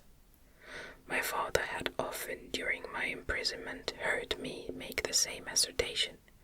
When I thus accused myself, he sometimes seemed to desire an explanation, and at others he appeared to consider it as caused by delirium, and that during my illness some idea of this kind had presented itself to my imagination, the remembrance of which I preserved in my convalescence. I avoided explanation, and maintained a continual silence concerning the wretch I had created. I had a feeling that I should be supposed mad, and this forever changed my tongue, when I would have given the whole world to have confided the fatal secret. Upon this occasion my father said, with an expression of unbounded wonder, "What do you mean, Victor? Are you mad? My dear son, I entreat you never to make such an assertion again." "I'm not mad," I cried energetically. the sun and the heavens who have viewed my operations can bear witness of my truth. I am the assassin of those most innocent victims. They died by my machinations. 1,000 times would I have shed my own blood, drop by drop, to have saved their lives. But I could not, my father. Indeed, I could not sacrifice the whole human race. The conclusion of this speech convinced my father that my ideas were deranged, and he instantly changed the subject of our conversation, and endeavored to alter the course of my thoughts. He wished as much as possible to obliterate the memory of the scenes that had taken place in Ireland, and never alluded to them, or suffered me to speak of my misfortunes. As time passed away, I became more calm. Misery had her dwelling in my heart, but I no longer talked in the same incoherent manner of my own crimes. Sufficient for me was the consciousness of them. By the utmost self-violence, I curbed the imperious voice of wretchedness, which sometimes desired to declare itself to the whole world, and my manners were calmer and more composed than they had ever been since my journey to the Sea of Ice.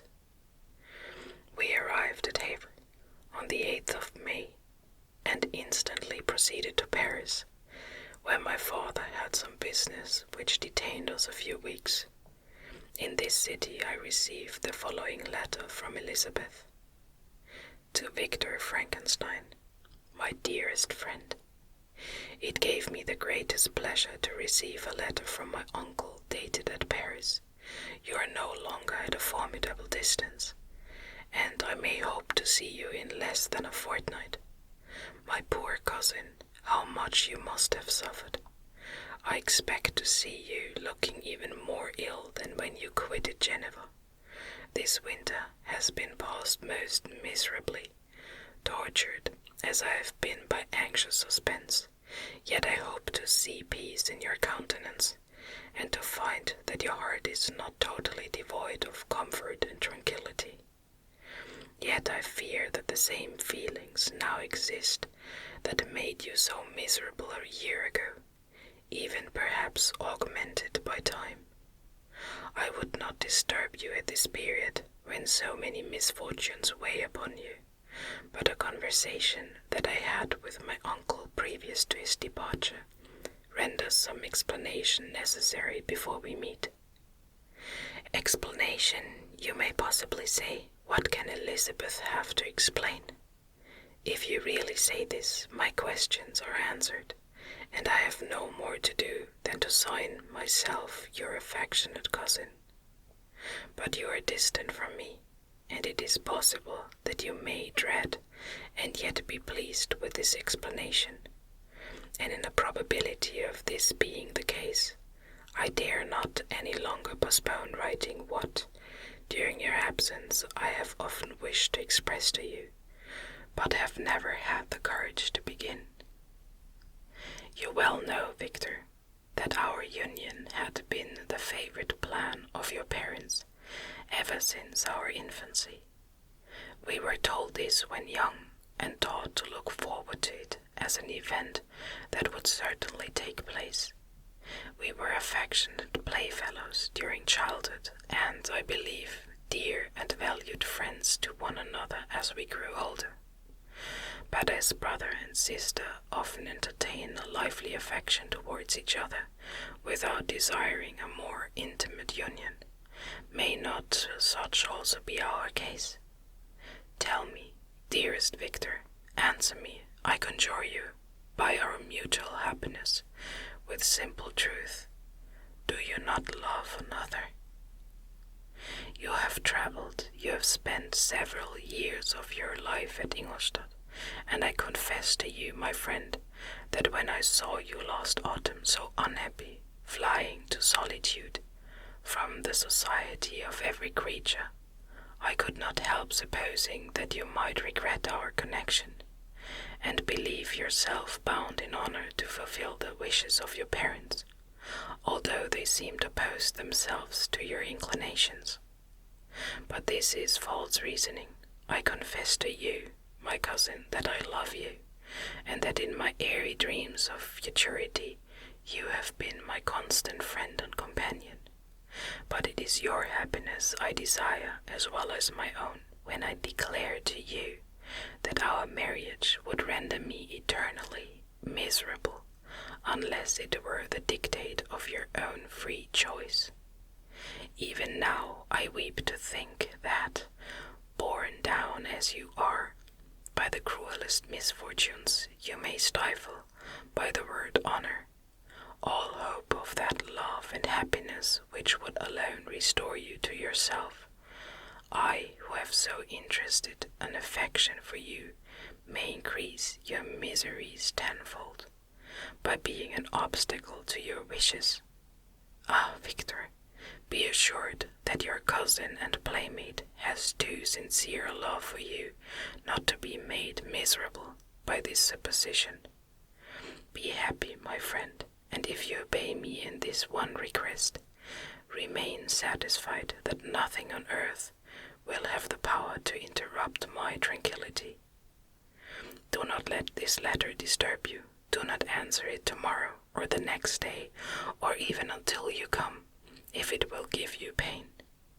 My uncle will send me news of your health, and if I see but one smile on your lips when we meet, occasioned by this or any other exertion of mine, I shall need no other happiness. Elizabeth Lavenza. Geneva, May 18th. This letter revived in my memory what I had before forgotten, for the threat of the fiend. I will be with you on your wedding night. Such was my sentence, and on that night would the demon employ every art to destroy me and tear me from the glimpse of happiness which promised partly to console my sufferings. On that night he had determined to consummate his crimes by my death. Well, be it so. A deadly struggle would then assuredly take place, in which, if he was victorious, I should be at peace, and his power over me be at an end. If he were vanquished, I should be a free man. Alas, what freedom! Such as the peasant enjoys when his family have been massacred before his eyes, his cottage burned, his lands laid waste, and he is turned adrift, homeless, penniless, and alone, but free. Such would be my liberty, except that in my Elizabeth I possessed a treasure, alas, balanced by those horrors of remorse and guilt, which would pursue me until death. Sweet and beloved Elizabeth, I read and re-read her letter, and some softened feelings stole into my heart, and dared to whisper paradisical dreams of love and joy, but the apple was already eaten, and the angel's arm bared to drive me from all hope. Yet I would die to make her happy. If the monster executed his threat, death was inevitable. Yet again I considered whether my marriage would hasten my fate. My destruction might indeed arrive a few months sooner, but if my torturer should suspect that I postponed it, influenced by his menaces, he would surely find other and perhaps more dreadful means of revenge. He had vowed to be with me on my wedding night, yet he did not consider that threat as binding him to peace in the meantime, for as if to shew me that he was not yet satiated with blood, he had murdered Clerval immediately after the enunciation of his threats. I resolved, therefore, that if my immediate union with my cousin would conduce either to hers or my father's happiness, my adversary's designs against my life should not retard it a single hour. In this state of mind I wrote to Elizabeth. My letter was calm and affectionate. I fear, my beloved girl, I said, little happiness remains for us on earth, yet all that I may one day enjoy is concentred in you. Chase away your idle fears, to you alone do I consecrate my life, and my endeavors for contentment. I have one secret, Elizabeth, a dreadful one. When revealed to you, it will chill your frame with horror, and then, far from being surprised at my misery, you will only wonder that I survive what I have endured. I will confide this tale of misery and terror to you the day after our marriage shall take place. For, my sweet cousin, there must be perfect confidence between us. But until then, I conjure you, do not mention or allude to it. This I most earnestly entreat, and I know you will comply. In about a week after the arrival of Elizabeth's letter, we returned to Geneva. My cousin welcomed me with warm affection, yet tears were in her eyes, as she beheld my emaciated frame and feverish cheeks. I saw a change in her also. She was thinner, and had lost much of that heavenly vivacity that had before charmed me, but her gentleness and soft looks of compassion made her a more fit companion for one blasted and miserable as I was. The tranquillity which I now enjoyed did not endure. Memory brought madness with it, and when I thought on what had passed, a real insanity possessed me. Sometimes I was furious and burned with rage, sometimes low and despondent. I neither spoke or looked, but sat motionless, bewildered by the multitude of miseries that overcame me. Elizabeth alone had the power to draw me from these fits. Her gentle voice would soothe me when transported by passion, and inspire me with human feelings when sunk in torpor. She wept with me and for me. When reason returned, she would remonstrate and endeavor to inspire me with resignation. Ah, it is well for the unfortunate to be resigned, but for the guilty there is no peace. The agonies of remorse poison, the luxury there is otherwise, sometimes found in indulging the excess of grief. Soon after my arrival, my father spoke of my immediate marriage with my cousin. I remained silent. Have you then some other attachment? None on earth. I love Elizabeth, and look forward to our union with delight. Let the day therefore be fixed, and on it I will consecrate myself in life or death to the happiness of my cousin. My dear Victor, do not speak thus. Heavy misfortunes have befallen us, but let us only cling closer to what remains, and transfer our love for those whom we have lost to those who yet live. Our circle will be small, but bound close by the ties of affection and mutual misfortune. And when time shall have softened your despair, new and dear objects of care will be born to replace those of whom we have been so cruelly deprived. Such were the lessons of my father, but to me the remembrance of the thread returned, nor can you wonder that omnipotent as the fiend had yet been in his deeds of blood, I should almost regard him as invincible, and that when he had pronounced the words, "I shall be with you on your wedding night," I should regard the threatened fate as unavoidable. But death was no evil to me, if the loss of Elizabeth were balanced with it, and I, therefore, with a contented and even cheerful countenance, agreed with my father that if my cousin would consent, the ceremony should take place in 10 days, and thus put, as I imagined, the seal to my fate. Great God! If for one instant I had thought what might be the hellish intention of my fiendish adversary, I would rather have banished myself forever from my native country and wandered a friendless outcast over the earth than have consented to this miserable marriage. But, as if possessed of magic powers, the monster had blinded me to his real intentions, and when I thought that I prepared only my own death, I hastened that of a far dearer victim. As the period fixed for our marriage drew nearer, whether from cowardice or prophetic feeling, I felt my heart sink within me, but I concealed my feelings by an appearance of hilarity that brought smiles and joy to the countenance of my father, but hardly deceived the ever-watchful and nice eye of Elizabeth. She looked forward to our union with placid contentment, not unmingled with a little fear which past misfortunes had impressed, that what now appeared certain and tangible happiness might soon dissipate into an airy dream, and leave no trace but deep and everlasting regret. Preparations were made for the event, congratulatory visits were received, and all wore a smiling appearance.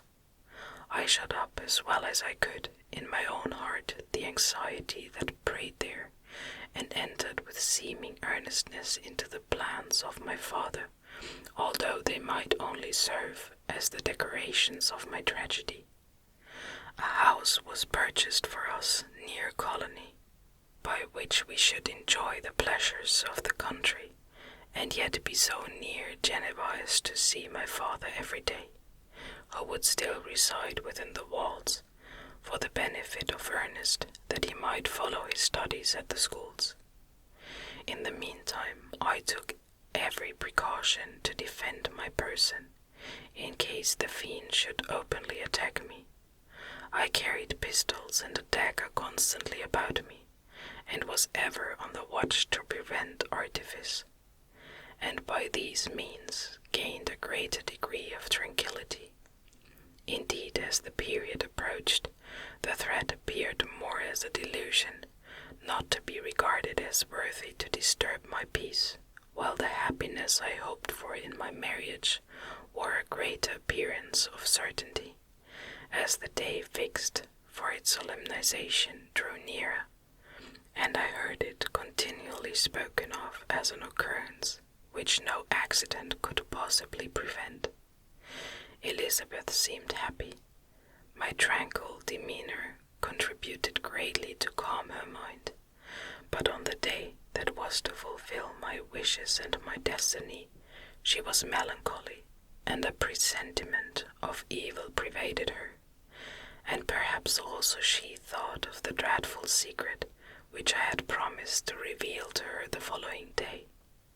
My father was in the meantime overjoyed, and, in the bustle of preparation, only observed in the melancholy of his niece the diffidence of a bride. After the ceremony was performed, a large party assembled at my father's, but it was agreed that Elizabeth and I should pass the afternoon and night at Evian, and return to Colony in the next morning. As the day was fair and the wind favorable, we resolved to go by water. Those were the last moments of my life during which I enjoyed the feeling of happiness. We passed rapidly along. The sun was hot, but we were sheltered from its rays by a kind of canopy, while we enjoyed the beauty of the scene, sometimes on one side of the lake, where we saw Mont Salève, the pleasant banks of Montalegre, and at a distance surmounting all the beautiful Mont Blanc, and the assemblage of snowy mountains that in vain endeavored to emulate her. Sometimes coasting the opposite banks, we saw the mighty Jura opposing its dark side to the ambition that would quit its native country, and an almost insurmountable barrier to the invader who should wish to enslave it. I took the hand of Elizabeth. "You are sorrowful, my love. Ah, if you knew what I have suffered, and what I may yet endure, you would endeavor to let me taste the quiet and freedom from despair that this one day at least permits me to enjoy. Be happy, my dear Victor, replied Elizabeth. There is, I hope, nothing to distress you, and be assured that if a lovely joy is not painted in my face, my heart is contented. Something whispers to me not to depend too much on the prospect that is open before us, but I will not listen to such a sinister voice. Observe how fast we move along, and how the clouds, which sometimes obscure and sometimes rise above the dome of Mont Blanc, render this scene of beauty still more interesting. Look also at the innumerable fish that are swimming in the clear waters, where we can distinguish every pebble that lies at the bottom. What a divine day! How happy and serene all nature appears! Thus Elizabeth endeavored to divert her thoughts and mine from all reflection upon melancholy subjects, but her temper was fluctuating. Joy for a few instants shone in her eyes, but it continually gave place to distraction and reverie. The sun sunk lower in the heavens, we passed the river Drance, and observed its path through the chasms of the higher and the glens of the lower hills. The Alps here come closer to the lake, and we approached the amphitheatre of mountains which forms its eastern boundary. The spire of Evian shone under the woods that surrounded it, and the range of mountain above mountain by which it was overhung. The wind, which had hitherto carried us along with amazing rapidity, sunk at sunset to a light breeze.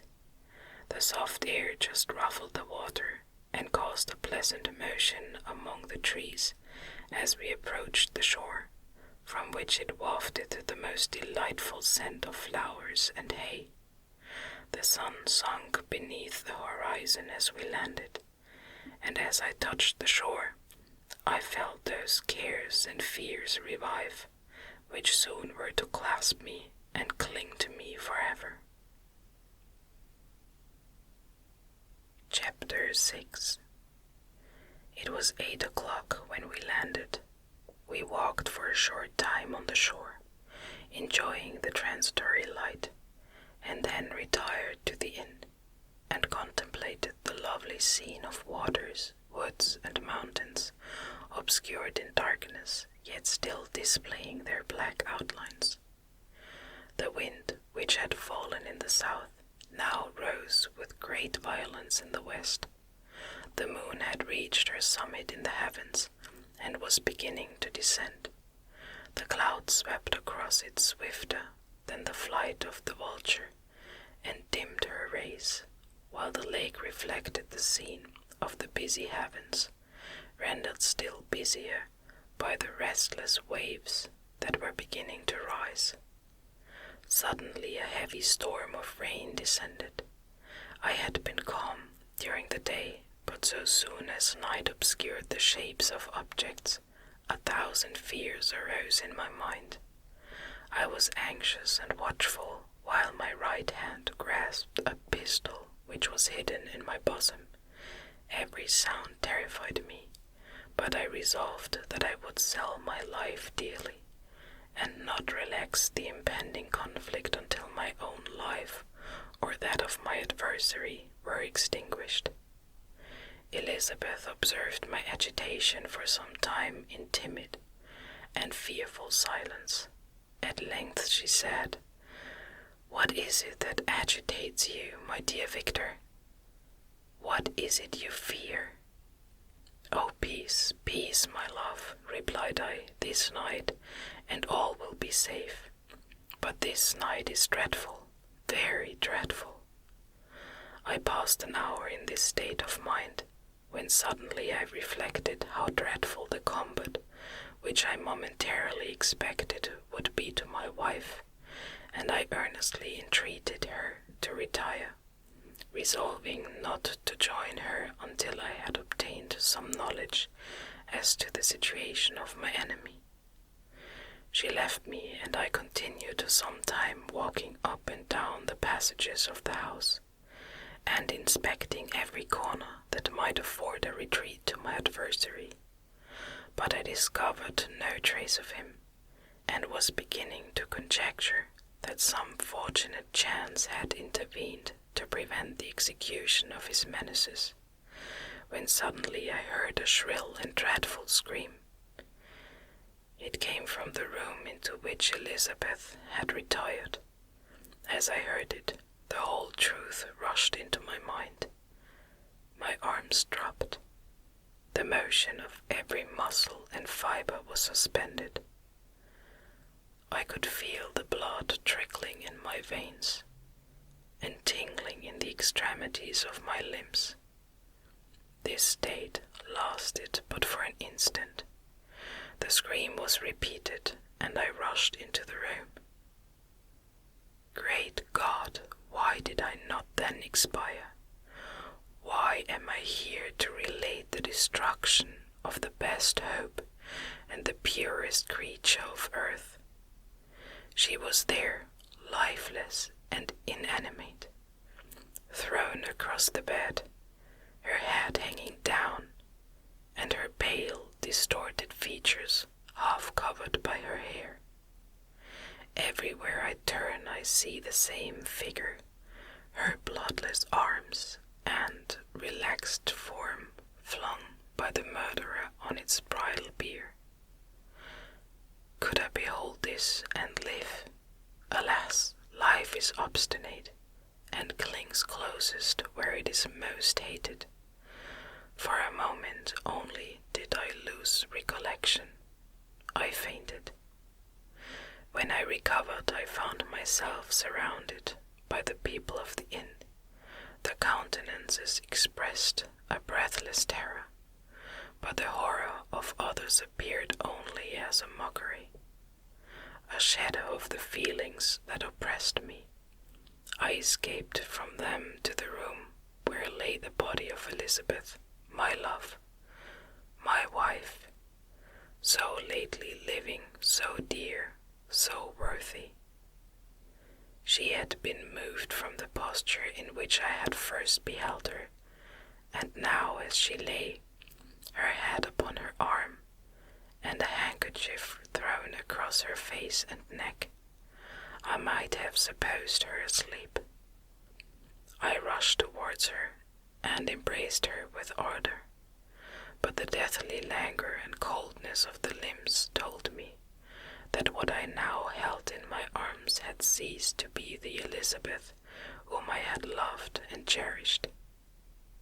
The murderous mark of my fiend's grasp was on her neck, and the breath had ceased to issue from her lips. While I still hung over her in the agony of despair, I happened to look up. The windows of the room had before been darkened, and I felt a kind of panic on seeing the pale yellow light of the moon illuminate the chamber. The shutters had been thrown back, and with a sensation of horror not to be described, I saw at the open window a figure the most hideous and abhorrent. A grin was on the face of the monster. He seemed to cheer, as with his fiendish finger he pointed towards the corpse of my wife. I rushed towards the window, and drawing a pistol from my bosom, shot, but he eluded me, leaped from his situation, and, running with the swiftness of lightning, plunged into the lake. The report of the pistol brought a crowd into the room. I pointed to the spot where he had disappeared, and we followed the track with boats. Nets were cast, but in vain. After passing several hours, we returned, hopeless, most of my companions believing it to have been a form of conjured by my fancy. After having landed, they proceeded to search the country, parties going in different directions among the woods and vines, I did not accompany them. I was exhausted. A film covered my eyes and my skin was parched with the heat of fever.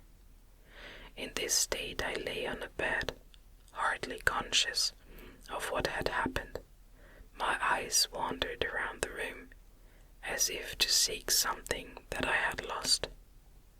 At length I remembered that my father would anxiously expect the return of Elizabeth and myself, and that I must return alone. This reflection brought tears into my eyes, and I wept for a long time, but my thoughts rambled to various subjects, reflecting on my misfortunes and their cause. I was bewildered in a cloud of wonder and horror. The death of William, the execution of Justine, the murder of Clerval, and lastly of my wife. Even at that moment I knew not that my only remaining friends were safe from the malignity of the fiend. My father even now might be writhing under his grasp, and Ernest might be dead at his feet. This idea made me shudder and recalled me to action. I started up and resolved to return to Geneva with all possible speed. There were no horses to be procured, and I must return by the lake, but the wind was unfavorable, and the rain fell in torrents. However, it was hardly morning, and I might reasonably hope to arrive by night. I hired men to row, and took an oar myself, for I had always experienced relief from mental torment in bodily exercise. But the overflowing misery I now felt, and the excess of agitation that I endured, rendered me incapable of any exertion. I threw down the oar, and, leaning my head upon my hands, gave way to every gloomy idea that arose. If I looked up, I saw the scenes which were familiar to me in my happier time, and which I had contemplated but the day before in the company of her who was now but a shadow and a recollection. Tears streamed from my eyes. The rain had ceased for a moment, and I saw the fish play in the waters as they had done a few hours before. They had then been observed by Elizabeth. Nothing is so painful to the human mind as a great and sudden change. The sun might shine, or the clouds might lower, but nothing could appear to me as it had done the day before. A fiend had snatched from me every hope of future happiness. No creature had ever been so miserable as I was. So frightful an event is single in the history of man. But why should I dwell upon the incidents that followed this last overwhelming event? Mine has been a tale of horrors. I have reached their acme, and what I must now relate can but be tedious to you. Know that, one by one, my friends were snatched away. I was left desolate. My own strength is exhausted, and I must tell in a few words what remains of my hideous narration. I arrived at Geneva. My father and Ernest yet lived, but the former sunk under the tidings that I bore. I see him now, excellent and venerable old man. His eyes wandered in vacancy, for they had lost their charm and their delight. His niece, his more than daughter, whom he doted on with all that affection which a man feels, who in the decline of life, having few affections, cling more earnestly to those that remain. Cursed, cursed be the fiend that brought misery on his grey hairs, and doomed him to waste in wretchedness. He could not live under the horrors that were accumulated around him. An apologetic fit was brought on, and in a few days he died in my arms. What then became of me, I know not. I lost sensation, and chains and darkness were the only objects that pressed upon me. Sometimes, indeed, I dreamt that I wandered in flowery meadows and pleasant vales with the friends of my youth, but awoke and found myself in a dungeon. Melancholy followed, but by degrees I gained a clear conception of my miseries and situation, and was then released from my prison, for they had called me mad, and during many months, as I understood, a solitary cell had been my habitation.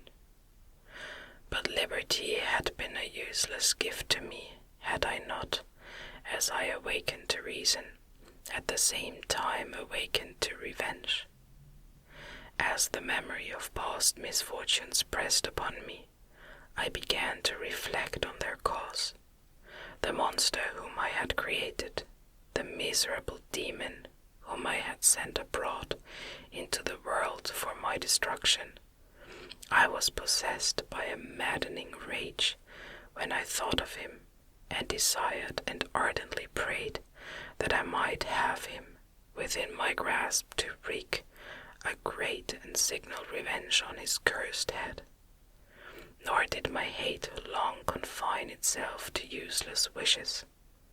I began to reflect on the best means of securing him, and for this purpose, about a month after my release, I repaired to a criminal judge in the town, and told him that I had an accusation to make, that I knew the destroyer of my family, and that I require him to exert his whole authority for the apprehension of the murderer. The magistrate listened to me with attention and kindness. "Be assured, sir," said he, "no pains or exertions on my part shall be spared to discover the villain." "I thank you," replied I. "Listen, therefore, to the deposition that I have to make. It is indeed a tale so strange that I should fear you would not credit it, were there not something in truth which, however wonderful, forces conviction.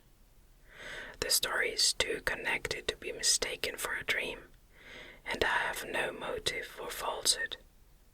My manner, as I thus addressed him, was impressive but calm. I had formed in my own heart a resolution to pursue my destroyer to death, and this purpose quieted my agony and provisionally reconciled me to life. I now related my history briefly, but with firmness and precision, marking the dates with accuracy and never deviating into invective or exclamation. The magistrate appeared at first perfectly incredulous, but as I continued he became more attentive and interested. I saw him sometimes shudder with horror, at others a lively surprise, unmingled with disbelief, was painted on his countenance. When I had concluded my narration, I said, "This is the being whom I accuse, and for whose detection and punishment I call upon you to exert your whole power. It is your duty as a magistrate, and I believe and hope that your feelings as a man will not revolt from the execution of those functions on this occasion." This address caused a considerable change in the physiognomy of my auditor.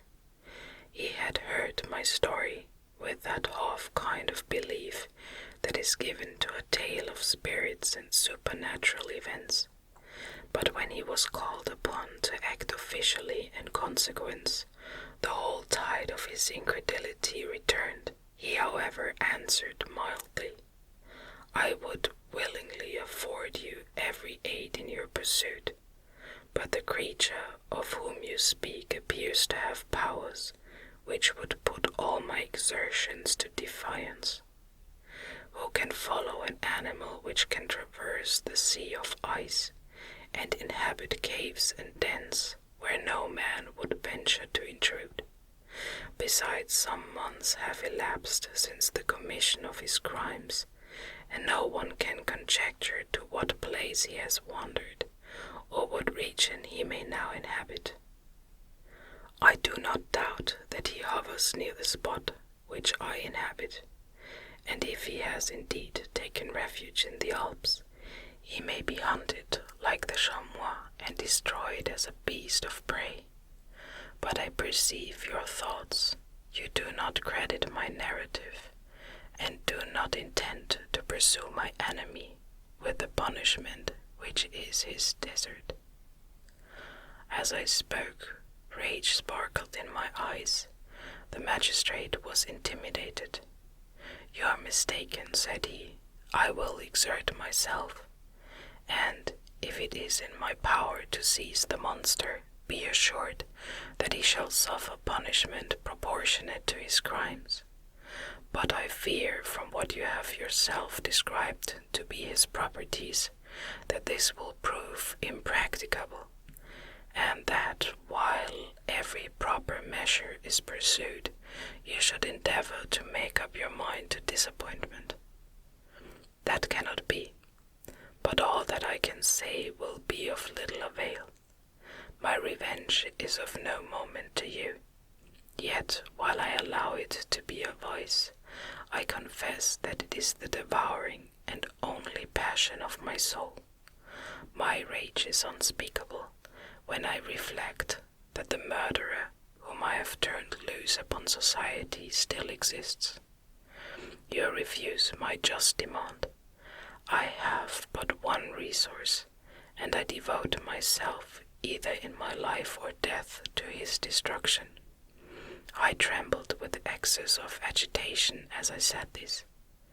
There was a frenzy in my manner, and something, I doubt not, of that haughty fierceness which the martyrs of old are said to have possessed. But to a Genevan magistrate, whose mind was occupied by far other ideas than those of devotion and heroism, this elevation of mind had much the appearance of madness. He endeavored to soothe me as a nurse does a child, and reverted to my tale as the effects of delirium. "Man," I cried, "how ignorant art thou in thy pride of wisdom! Sees you know not what it is you say." I broke from the house angry and disturbed, and retired to meditate on some other mode of action. Chapter 7. My present situation was one in which all voluntary thought was swallowed up and lost. I was hurried away by fury. Revenge alone endowed me with strength and composure. It modeled my feelings and allowed me to be calculating and calm, at periods when otherwise delirium or death would have been my portion. My first resolution was to quit Geneva forever, my country, which, when I was happy and beloved, was dear to me, now in my adversity became hateful. I provided myself with a sum of money, together with a few jewels which had belonged to my mother and departed. And now my wanderings began, which are to cease but with life. I have traversed a vast portion of the earth, and have endured all the hardships which travelers in deserts and barbarous countries are wont to meet. How I have lived I hardly know. Many times have I stretched my failing limbs upon the sandy plain and prayed for death. But revenge kept me alive. I dared not die and leave my adversary in being. When I quitted Geneva, my first labor was to gain some clue by which I might trace the steps of my fiendish enemy. But my plan was unsettled, and I wandered many hours around the confines of the town, uncertain what path I should pursue. As night approached, I found myself at the entrance of the cemetery where William, Elizabeth, and my father reposed. I entered it and approached the tomb which marked their graves. Everything was silent except the leaves of the trees, which were gently agitated by the wind. The night was nearly dark, and the scene would have been solemn and affecting even to an uninterested observer. The spirits of the departed seemed to flit around and to cast a shadow, which was felt but seen not, around the head of the mourner. The deep grief which this scene had at first excited quickly gave way to rage and despair. They were dead, and I lived. Their murderer also lived, and to destroy him I must drag out my weary existence.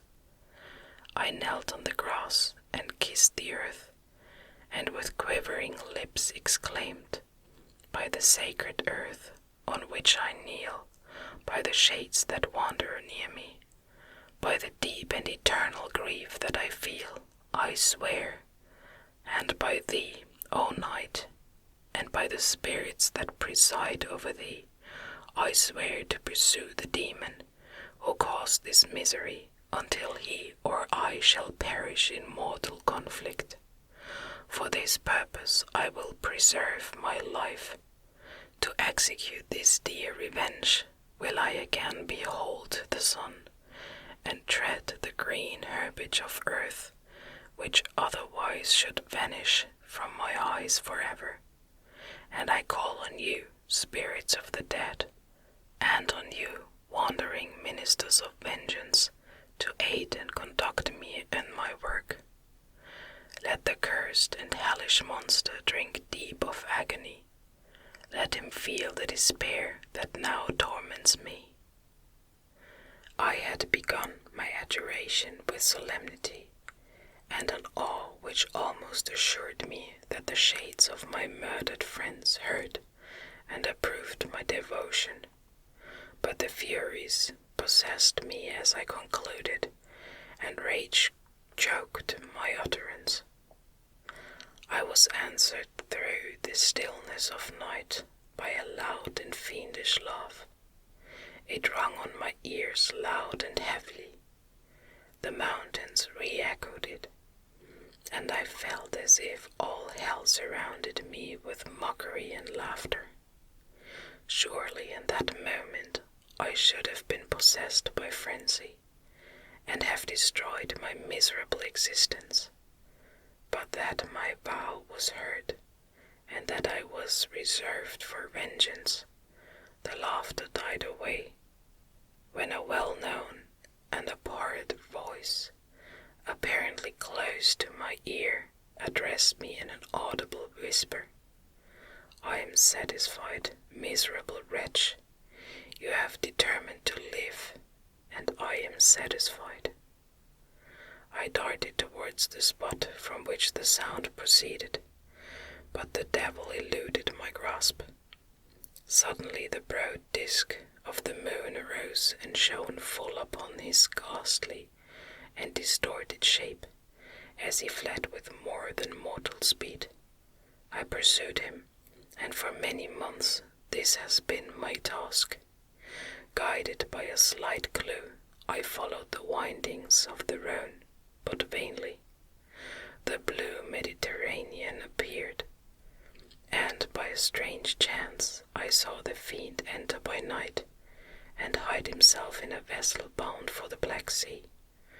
I took my passage in the same ship, but he escaped, I know not how. Amidst the wilds of Tartary and Russia, although he still evaded me, I have ever followed in his track. Sometimes the peasants, scared by his horrid apparition, informed me of his path. Sometimes he himself, who feared that if I lost all trace I should despair and die, often left some mark to guide me. The snows descended on my head, and I saw the print of his huge step on the white plain. To you first entering on life, to whom care is new and agony unknown, who can you understand what I have felt and still feel? Cold, want, and fatigue were the least pains which I was destined to endure. I was cursed by some devil, and carried about with me my eternal hell. Yet still a spirit of good followed and directed my steps, and, when I most murmured, would suddenly extricate me from seemingly insurmountable difficulties. Sometimes when nature, overcome by hunger, sunk under the exhaustion, a repast was prepared for me in the desert that restored and inspirited me. The fare was indeed coarse, such as the peasants of the country ate, but I may not doubt that it was set there by the spirits that I had invoked to aid me. Often when all was dry, the heavens cloudless, and I was parched by thirst, a slight cloud would bedim the sky, shed the few drops that revived me, and vanish.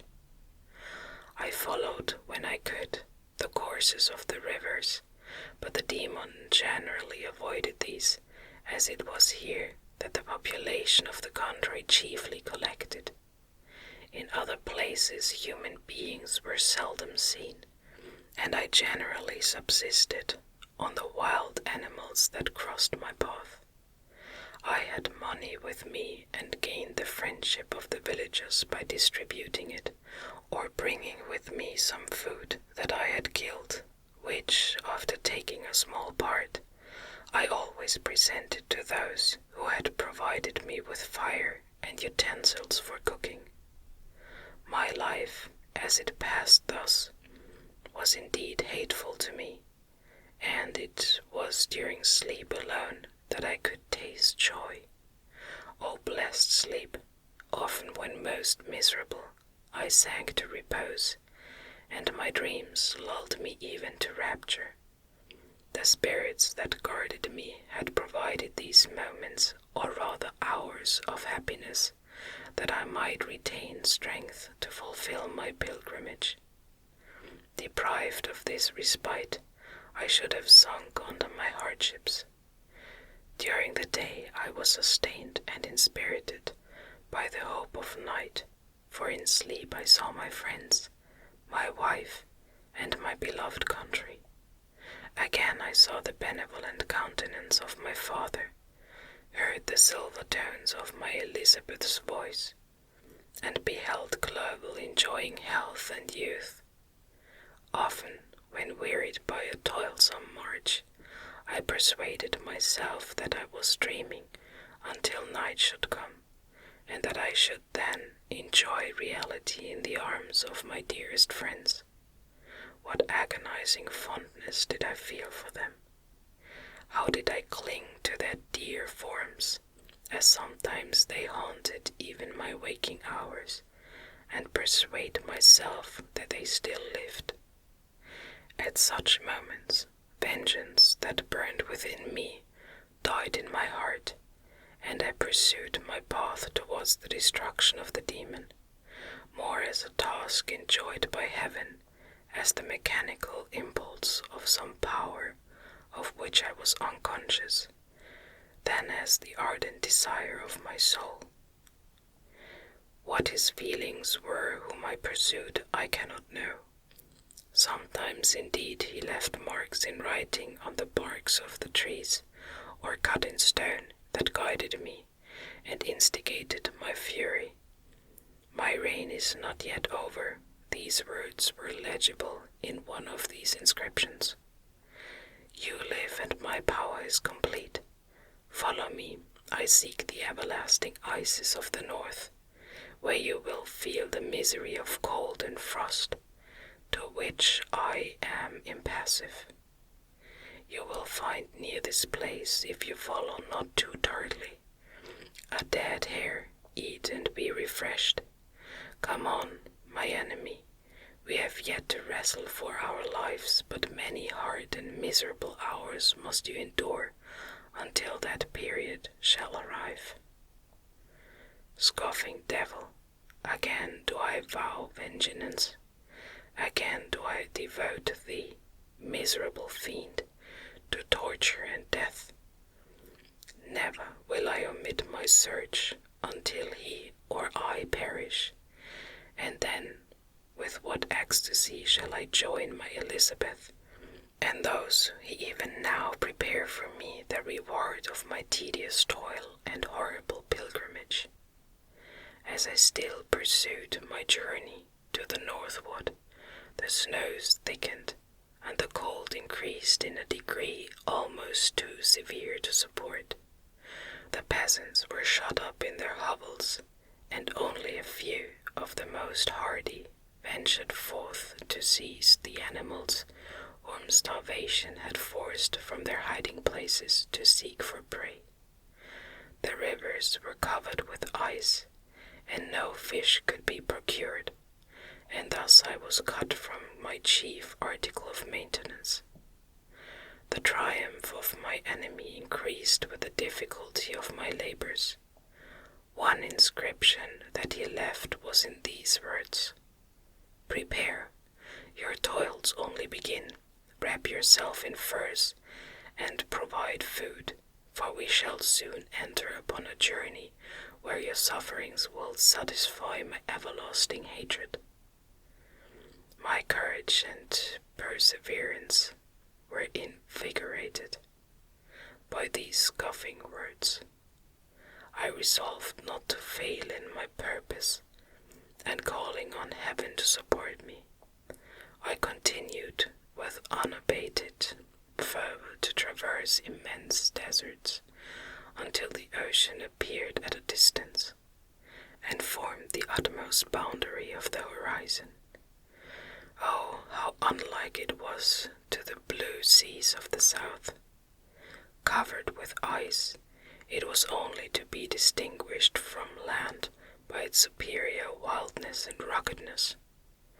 The Greeks wept for joy when they beheld the Mediterranean from the hills of Asia, and hailed with rapture the boundary of their toils.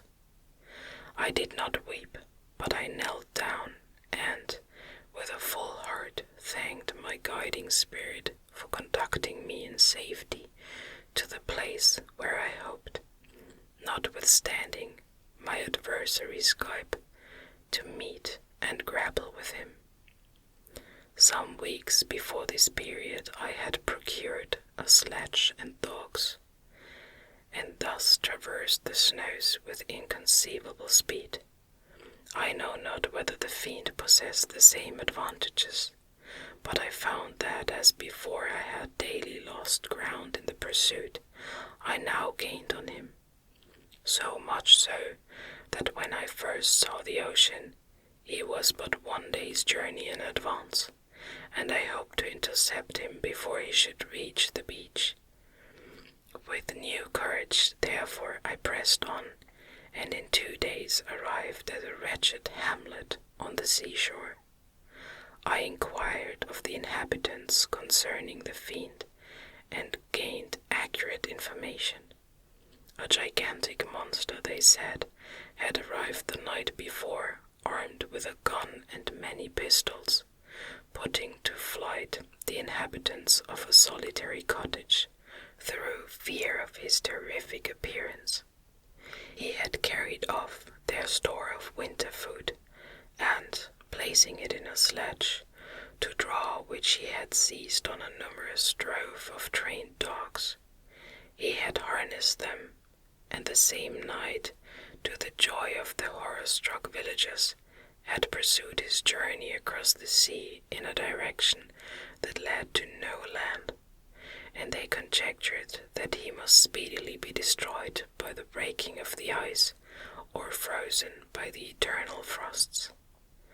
On hearing this information, I suffered a temporary access of despair. He had escaped me, and I must commence a destructive and almost endless journey across the mountainous ices of the ocean, amidst cold that few of the inhabitants could long endure, and which I, the native of a genial and sunny climate, could not hope to survive. Yet at the idea that the fiend should live and be triumphant, my rage and vengeance returned, and, like a mighty tide, overwhelmed over other feelings. After a slight repose, during which the spirits of the dead hovered round and instigated me to toil and revenge, I prepared for my journey. I exchanged my land sledge for one fashioned for the inequalities of the frozen ocean, and, purchasing a plentiful stock of provisions, I departed from land. I cannot guess how many days have passed since then, but I have endured misery which nothing but the eternal sentiment of a just retribution burning within my heart could have enabled me to support. Immense and rugged mountains of ice often barred up my passage, and I often heard the thunder of the ground sea, which threatened my destruction. But again the frost came and made the paths of the sea secure. By the quantity of provision which I had consumed, I should guess that I had passed 3 weeks in this journey, and the continual protraction of hope, returning back upon the heart, often wrung bitter drops of despondency and grief from my eyes. Despair had indeed almost secured her prey, and I should soon have sunk beneath this misery, when once after the poor animals that carried me had with incredible toil gained the summit of a sloping ice mountain, and one sinking under his fatigue died, I viewed the expanse before me with anguish, when suddenly my eye caught a dark speck upon the dusky plain. I strained my sight to discover what it could be, and uttered a wild cry of ecstasy when I distinguished a sledge, and the distorted proportions of a well-known form within. Oh, with what burning gush did hope revisit my heart! Warm tears filled my eyes, which I hastily wiped away, that they might not intercept the view I had of the demon. But still my sight was dimmed by the burning drops, until, giving way to the emotions that oppressed me, I wept aloud. But this was not the time for delay.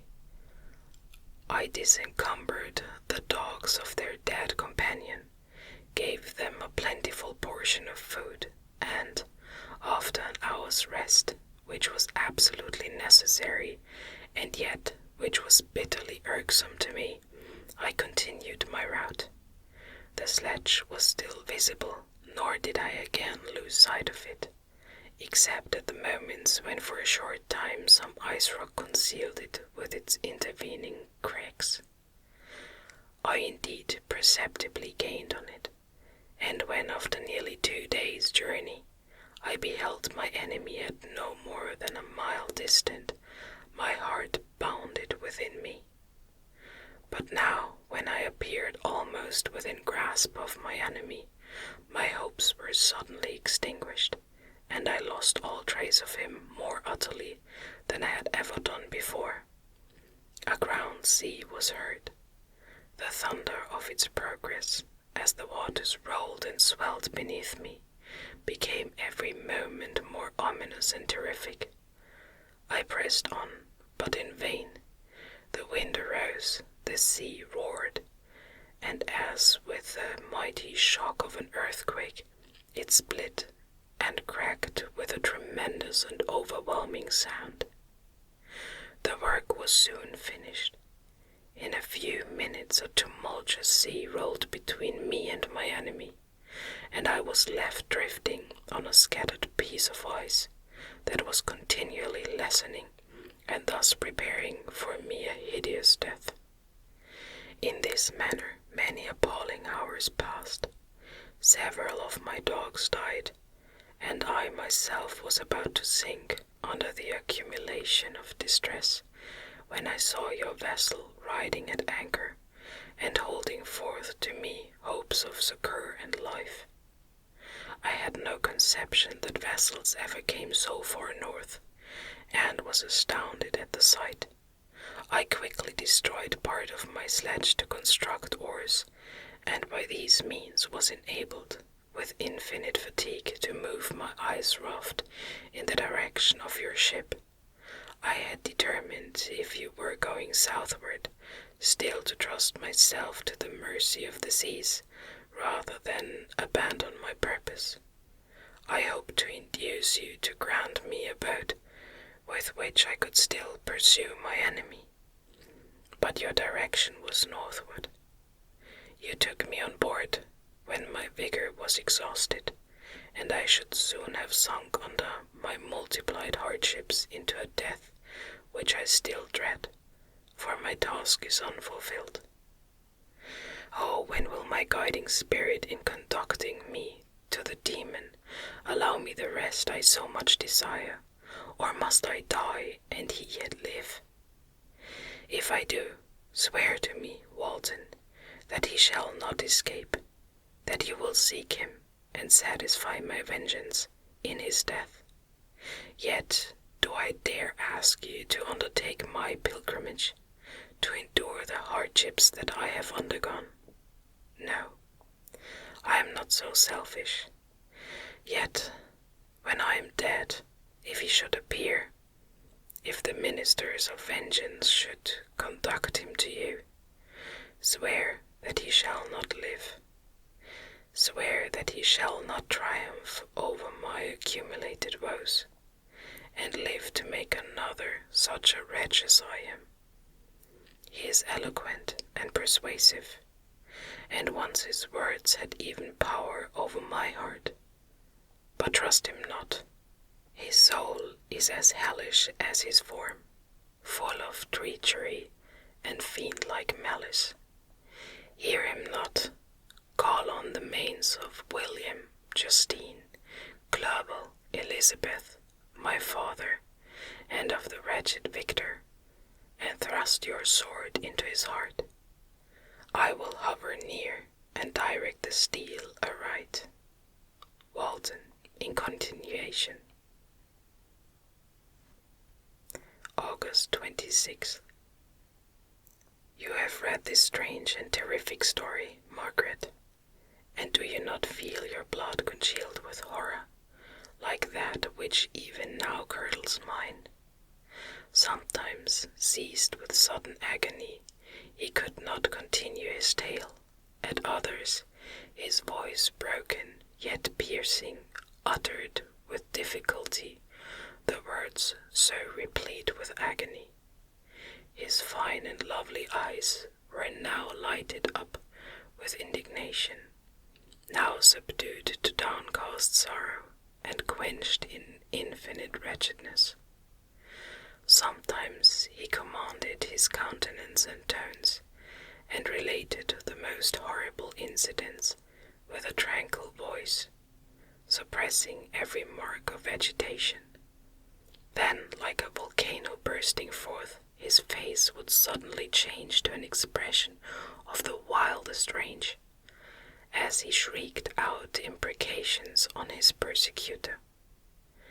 His tale is connected, and told with an appearance of the simplest truth, yet I own to you that the letters of Felix and Safie, which he showed me, and the apparition of the monster seen from our ship, brought to me a greater conviction of the truth of his narrative than his asseverations, however earnest and connected. Such a monster has then really existence. I cannot doubt it, yet I am lost in surprise and admiration. Sometimes I endeavored to gain from Frankenstein the particulars of his creature's formation, but on this point he was impenetrable. "Are you mad, my friend?" said he. Or whither does your senseless curiosity lead you? Would you also create for yourself and the world a demonical enemy? Or to what do your questions tend? Peace, peace, learn my miseries, and do not seek to increase your own. Frankenstein discovered that I made notes concerning his history. He asked to see them, and then himself corrected and augmented them in many places, but principally in giving the life and spirit to the conversations he held with his enemy. Since you have preserved my narration, said he, I would not that a mutilated one should go down to posterity. Thus has a week passed away, while I have listened to the strangest tale that ever imagination formed. My thoughts and every feeling of my soul have been drunk up by the interest for my guest, which this tale and his own elevated and gentle manners have created. I wish to soothe him, yet can I counsel one so infinitely miserable, so destitute of every hope of consolation to live? Oh no, the only joy that he can now know will be when he composes his shattered feelings to peace and death. Yet he enjoys one comfort, the offspring of solitude and delirium. He believes that when in dreams he holds converse with his friends, and derives from that communion consolation for his miseries, or excitements to his vengeance, that they are not the creations of his fancy, but the real beings who visit him from the regions of a remote world. This faith gives a solemnity to his reveres that render them to me almost as imposing and interesting as truth. Our conversations are not always confined to his own history and misfortunes. On every point of general literature, he displays unbounded knowledge and a quick and piercing apprehension. His eloquence is forcible and touching, nor can I hear him when he relates a pathetic incident or endeavors to move the passions of pity or love without tears. What a glorious creature must he have been in the days of his prosperity, when he is thus noble and godlike in ruin. He seems to feel his own worth and the greatness of his fall. When younger, said he, I felt as if I were destined for some great enterprise. My feelings are profound, but I possessed a coolness of judgment that fitted me for illustrious achievements. This sentiment of the worth of my nature supported me, when others would have been oppressed. For I deemed it criminal to throw away in useless grief those talents that might be useful to my fellow creatures. When I reflected on the work I had completed, no less a one than the creation of a sensitive and rational animal, I could not rank myself with the herd of common projectors. But this feeling which supported me in the commencement of my career now serves only to plunge me lower in the dust. All my speculations and hopes are as nothing, and, like the archangel who aspired to omnipotence, I am chained in an eternal hell. My imagination was vivid, yet my powers of analysis and application were intense.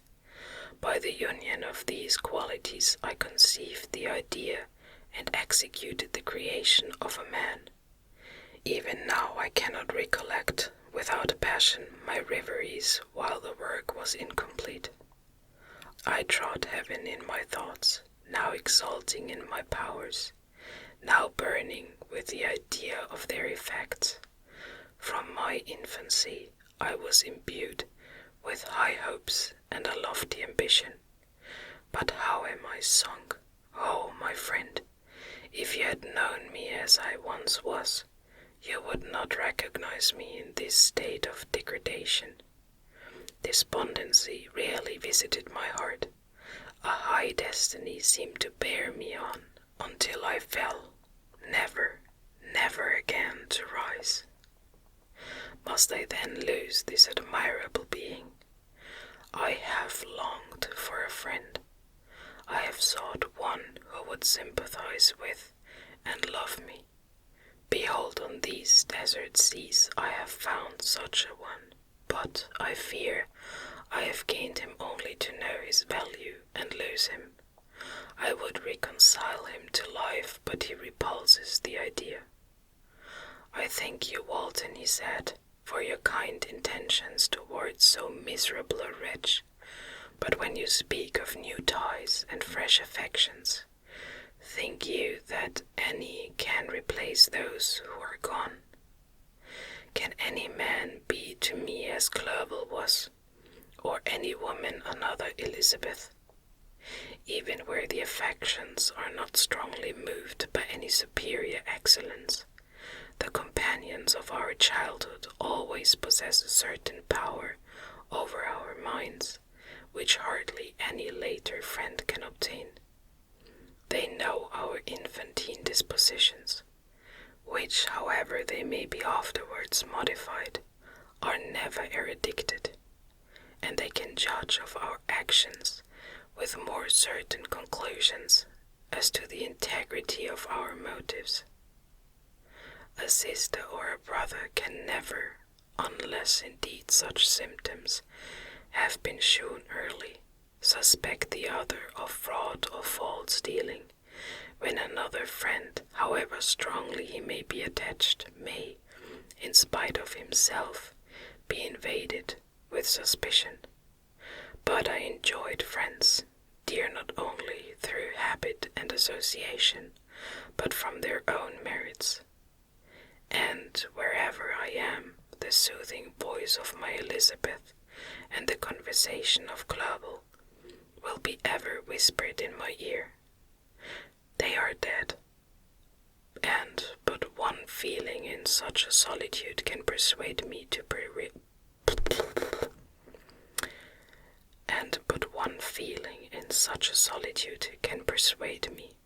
to preserve my life.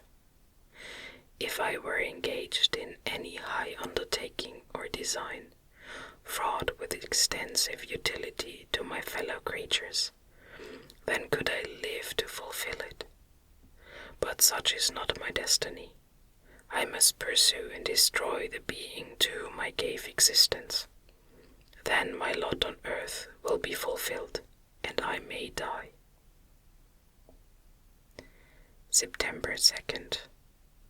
My beloved sister, I write to you encompassed by peril, and ignorant whether I am ever doomed to see again dear England, and the dearer friends that inhabit it. I am surrounded by mountains of ice, which admit of no escape, and threaten every moment to crush my vessel. The brave fellows whom I have persuaded to be my companions look towards me for aid, but I have none to bestow. There is something terribly appalling in our situation, yet my courage and hopes do not desert me. We may survive, and if we do not, I will repeat the lessons of my Seneca and die with a good heart. Yet what, Margaret, will be the state of your mind? You will not hear of my destruction, and you will anxiously await my return. Years will pass, and you will have visitings of despair, and yet be tortured by hope. Oh, my beloved sister, the sickening failings of your heartfelt expectations are, in prospect, more terrible to me than my own death. But you have a husband and lovely children. You may be happy, heaven bless you, and make you so. My unfortunate guest regards me with the tenderest compassion. He endeavors to fill me with hope, and talks as if life were a possession which he valued. He reminds me how often the same accidents have happened to other navigators who have attempted the sea, and in spite of myself, he fills me with cheerful auguries. Even the sailors feel the power of his eloquence. When he speaks, they no longer despair. He rouses their energies, and, while they hear his voice, they believe these vast mountains of ice are molehills, which will vanish before the resolutions of man. These feelings are transitory. Each day's expectation delayed fills them with fear, and I almost dread a mutiny caused by this despair. September 5th. A scene has just passed of such uncommon interest that although it is highly probable that these papers may never reach you, yet I cannot forbear recording it. We are still surrounded by mountains of ice, still in imminent danger of being crushed in their conflict. The cold is excessive, and many of my unfortunate comrades have already found a grave amidst this scene of desolation. Frankenstein has daily declined in health. A feverish fire still glimmers in his eyes, but he is exhausted, and when suddenly roused to any exertion, he speedily sinks again into apparent lifelessness. I mentioned in my last letter the fears I entertained of a mutiny. This morning, as I sat watching the wan countenance of my friend, his eyes half closed and his limbs hanging listlessly, I was roused by half a dozen of the sailors who desired admission into the cabin. They entered, and their leader addressed me. He told me that he and his companions had been chosen by the other sailors to come in deputation to me, to make me a demand which in justice I could not refuse. We were immured in ice, and should probably never escape, but they feared that if, as was possible, the ice should dissipate, and a free passage be opened, I should be rash enough to continue my voyage, and lead them into fresh dangers after they might happily have surmounted this. They desired therefore that I should engage with a solemn promise, that if the vessel should be freed, I would instantly direct my course southward. This speech troubled me. I had not despaired, nor had I yet conceived the idea of returning, if set free. Yet could I, in justice, or even in possibility, refuse this demand? I hesitated before I answered, when Frankenstein, who had at first been silent, and indeed appeared hardly to have force enough to attend, now roused himself. His eyes sparkled, and his cheeks flushed with momentary vigor. Turning towards the man, he said, "What do you mean?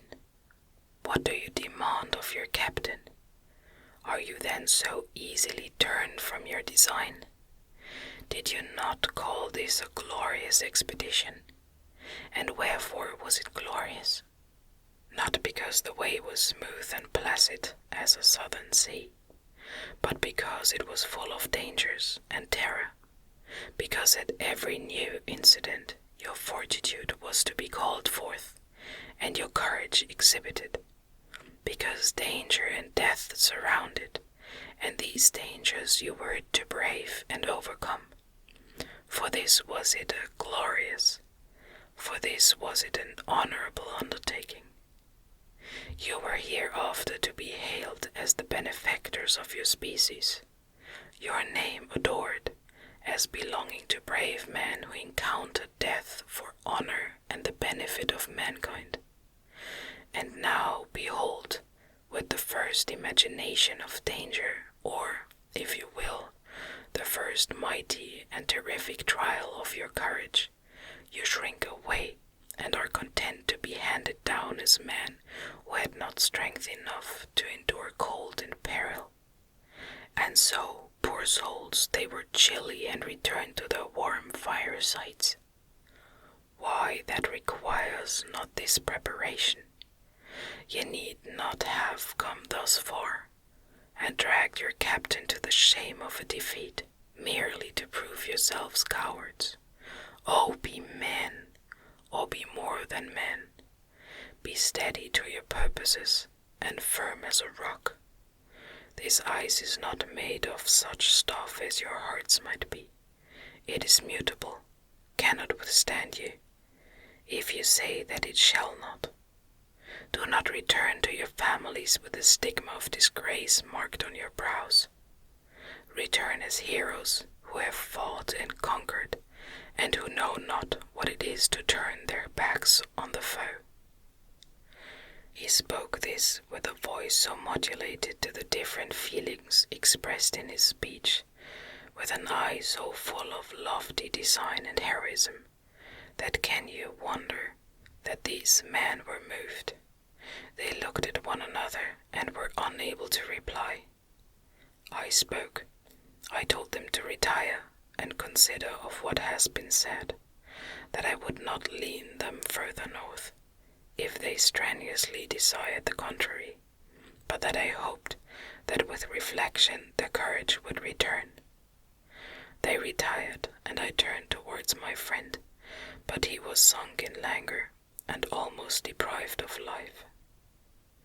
How all this will terminate, I know not, but I had rather die than return shamefully, my purpose unfulfilled. Yet I fear such will be my fate. The men, unsupported by ideas of glory and honor, can never willingly continue to endure their present hardships. September 7th. The die is cast. I have consented to return, if we are not destroyed.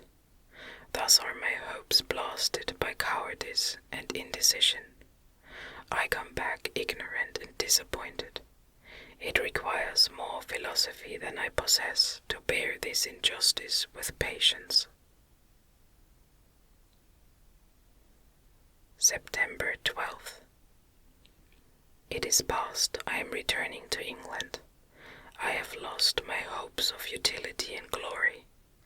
I have lost my friend, but I will endeavor to detail these bitter circumstances to you, my dear sister, and while I am wafted towards England and towards you, I will not despond.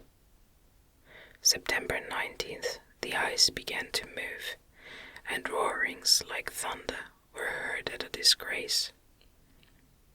September 19th, the ice began to move, and roarings like thunder were heard at a distance, as the island split and cracked in every direction. We were in the most imminent peril, but, as we could only remain passive, my chief attention was occupied by my unfortunate guest, whose illness increased in such a degree that he was entirely confined to his bed. The ice cracked behind us and was driven with force towards the north. A breeze sprung from the west, and on the 11th the passage towards the south became perfectly free. When the sailors saw this, and that their return to the native country was apparently assured, a shout of tumultuous joy broke from them, loud and long continued. Frankenstein, who was dozing, awoke and asked the cause of the tumult. They shout, I said, because they will soon return to England. Do you then really return? Alas, yes. I cannot withstand their demands. I cannot lead them unwillingly to danger, and I must return. Do so, if you will, but I will not. You may give up your purpose, but mine is assigned to me by heaven, and I dare not. I am weak, but surely the spirits who assist my vengeance will endow me with sufficient strength. Saying this, he endeavored to spring from the bed, but the exertion was too great for him. He fell back and fainted. It was long before he was restored, and I often thought that life was entirely extinct. At length he opened his eyes, but he breathed with difficulty and was unable to speak. The surgeon gave him a composing draught, and ordered us to leave him undisturbed. In the meantime he told me that my friend had certainly not many hours to live. His sentence was pronounced, and I could only grieve and be patient. I sat by his bed watching him. His eyes were closed, and I thought he slept, but presently he called to me in a feeble voice, and, bidding me come near, said, "Alas, the strength I relied on is gone. I feel that I shall soon die, and he, my enemy and persecutor, may still be in being. Think not, Walton, that in the last moments of my existence I feel that burning hatred and ardent desire of revenge I once expressed, but I feel myself justified in desiring the death of my adversary. During these last days I have been occupied in examining my past conduct, nor do I find it blamable. In a fit of enthusiastic madness I created a rational creature, and was bound towards him to assure, as far as was in my power, his happiness and well-being. This was my duty, but there was another still paramount to that. My duties towards my fellow creatures had greater claims to my attention, because they included a greater proportion of happiness or misery. Urged by this view, I refused, and I did right in refusing, to create a companion for the first creature. He showed unparalleled malignity and selfishness in evil. He destroyed my friends. He devoted to destruction beings who possessed exquisite sensations, happiness, and wisdom. Nor do I know where this thirst for vengeance may end. Miserable himself that he may render no other wretched, he ought to die. The task of his destruction was mine, but I have failed. When actuated by selfish and vicious motives, I ask you to undertake my unfinished work, and I renew this request now, when I am only induced by reason and virtue. Yet I cannot ask you to renounce your country and friends to fulfill this task, and now that you are returning to England, you will have little chance of meeting with him. But the consideration of these points, and the well-balancing of what you may esteem your duties, I leave to you. My judgment and ideas are already disturbed by the near approach of death. I dare not ask you to do what I think right, for I may still be misled by passion. That he should live to be an instrument of mischief disturbs me. In other respects, this hour, when I momentarily expect my release, is the only happy one which I have enjoyed for several years. The forms of the beloved dead flit before me, and I hasten to their arms. Farewell, Walton. Seek happiness in tranquility, and avoid ambition, even if it be only the apparently innocent one of distinguishing yourself in science and discoveries. Yet why do I say this? I have myself been blasted in these hopes, yet another may succeed. His voice became fainter as he spoke, and at length, exhausted by his effort, he sunk into silence. About half an hour afterwards he attempted again to speak, but was unable. He pressed my hand feebly, and his eyes closed forever, while the irradiation of a gentle smile passed away from his lips. Margaret, what comment can I make on the untimely extinction of this glorious spirit? What can I say that will enable you to understand the depth of my sorrow? All that I should express would be inadequate and feeble. My tears flow, my mind is overshadowed by a cloud of disappointment. But I journey towards England, and I may there find consolation. I am interrupted. What do these sounds portend? It is midnight, the breeze blows fairly, and the watch on deck scarcely stir. Again there is a sound as of a human voice, but hoarser.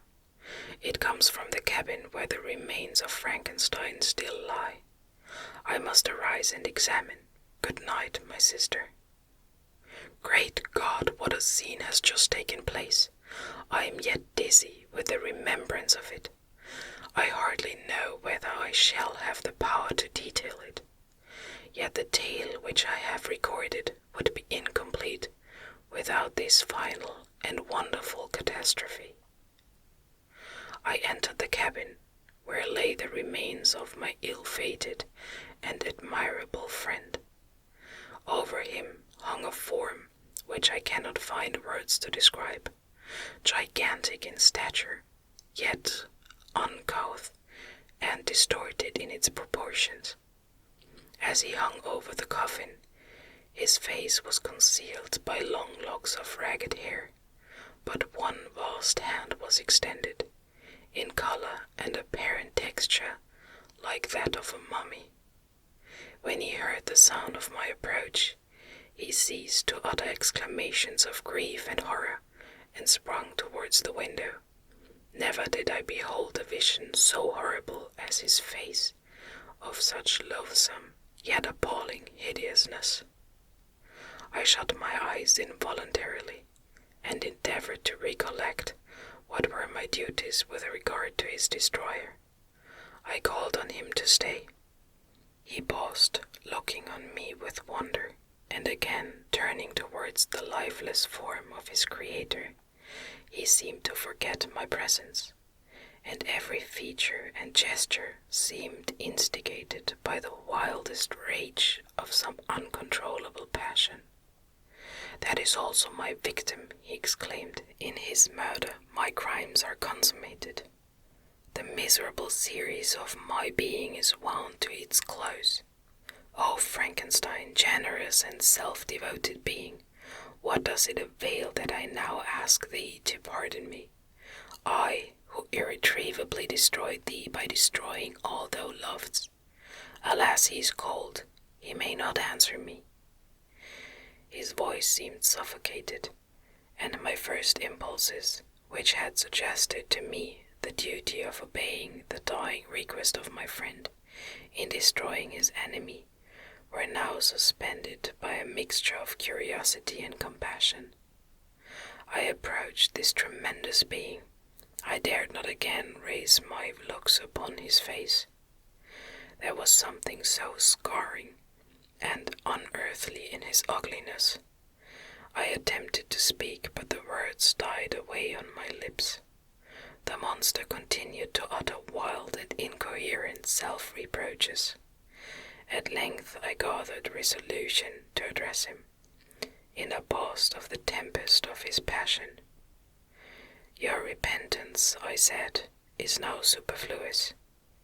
If you had listened to the voice of conscience, and heeded the stings of remorse, before you had urged your diabolical vengeance to this extremity, Frankenstein would yet have lived." "And do you dream?" said the demon. "Do you think that I was then dead to agony and remorse? He continued, pointing to the corpse, he suffered not more in the consummation of the deed. Oh, not the 10,000th portion of the anguish that was mine during the lingering detail of its execution. A frightful selfishness hurried me on, while my heart was poisoned with remorse. Think ye that the groans of Clobel were music to my ears?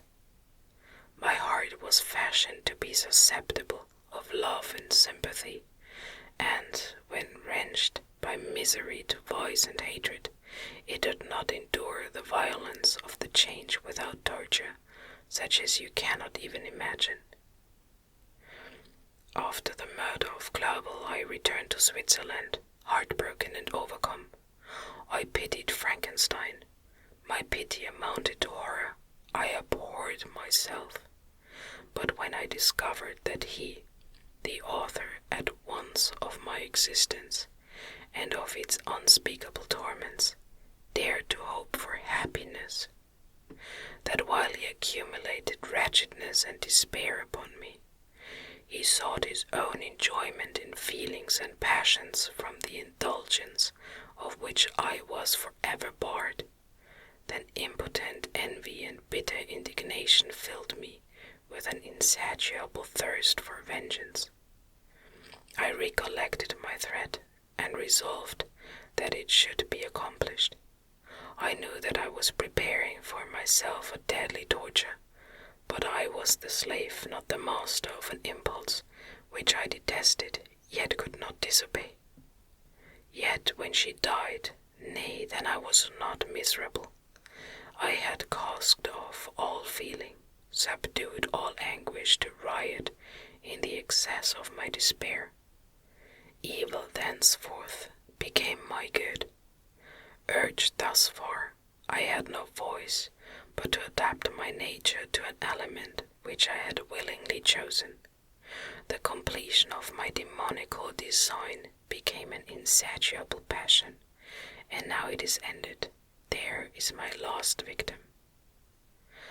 I was at first touched by the expressions of his misery, yet when I called to mind what Frankenstein had said of his powers of eloquence and persuasion, and when I again cast my eyes on the lifeless form of my friend, indignation was rekindled within me. "Wretch," I said, "it is well that you come here to whine over the desolation that you have made. You throw a torch into a pile of buildings, and when they are consumed, you sit among the ruins and lament the fall. Hypocritical fiend! If he whom you mourned still lived, still would he be the object. Again would he become the prey of your accursed vengeance. It is not pity that you feel. You lament only because the victim of your malignity is withdrawn from your power." "Oh, it is not thus, interrupted the being. "Yet such must be the impression conveyed to you by what appears to be the purport of my actions. Yet I seek not a fellow feeling in my misery. No sympathy may I ever find. When I first sought it, it was the love of virtue, the feelings of happiness and affection, with which my whole being overflowed, that I wished to be participated. But now that virtue has become to me a shadow, and that happiness and affection are turned into bitter and loathing despair, in what should I seek for sympathy? I am content to suffer alone, while my sufferings shall endure. When I die, I am well satisfied that abhorrence and opprobrium should load my memory. Once my fancy was soothed with dreams of virtue, of fame, and of enjoyment. Once I falsely hoped to meet with beings who, pardoning my outward form, would love me for the excellent qualities I was capable of bringing forth. I was nourished with high thoughts of honor and devotion. But now vice has degraded me beneath the meanest animal. No crime, no mischief, no malignity, no misery can be found comparable to mine. When I call over the frightful catalogue of my deeds, I cannot believe that I am he whose thoughts were once filled with sublime and transcendent visions of the beauty and the majesty of goodness. But it is even so. The fallen angel becomes a malignant devil, yet even that enemy of God and man had friends and associates in his desolation. I am quite alone. You, who call Frankenstein your friend, seem to have a knowledge of my crimes and his misfortunes. But in the detail which he gave you of them, he could not sum up the hours and months of misery which I endured, wasting in impotent passions, for whilst I destroyed his hopes, I did not satisfy my own desires. They were for ever ardent and craving. Still I desire love and fellowship, and I was still spurned. Was there no injustice in this? Am I to be thought the only criminal when all humankind sinned against me? Why do you not hate Felix, who drove his friend from his door with contumely? Why do you not execrate the rustic who sought to destroy the saviour of his child? Nay, these are virtuous and immaculate beings. I, the miserable and the abandoned, am an abortion, to be spurned at and kicked and trampled on. Even now my blood boils at the recollection of this injustice. But it is true that I am a wretch. I have murdered the lovely, the helpless. I have strangled the innocent as they slept, and grasped to death his throat who never injured me or any other living thing. I have devoted my Creator, the select specimen of all that is worthy of love and admiration among men, to misery. I have pursued him even to that irremediable ruin. There he lies, white and cold in death. You hate me, but your abhorrence cannot equal that with which I regard myself. I look on the hands which executed the deed.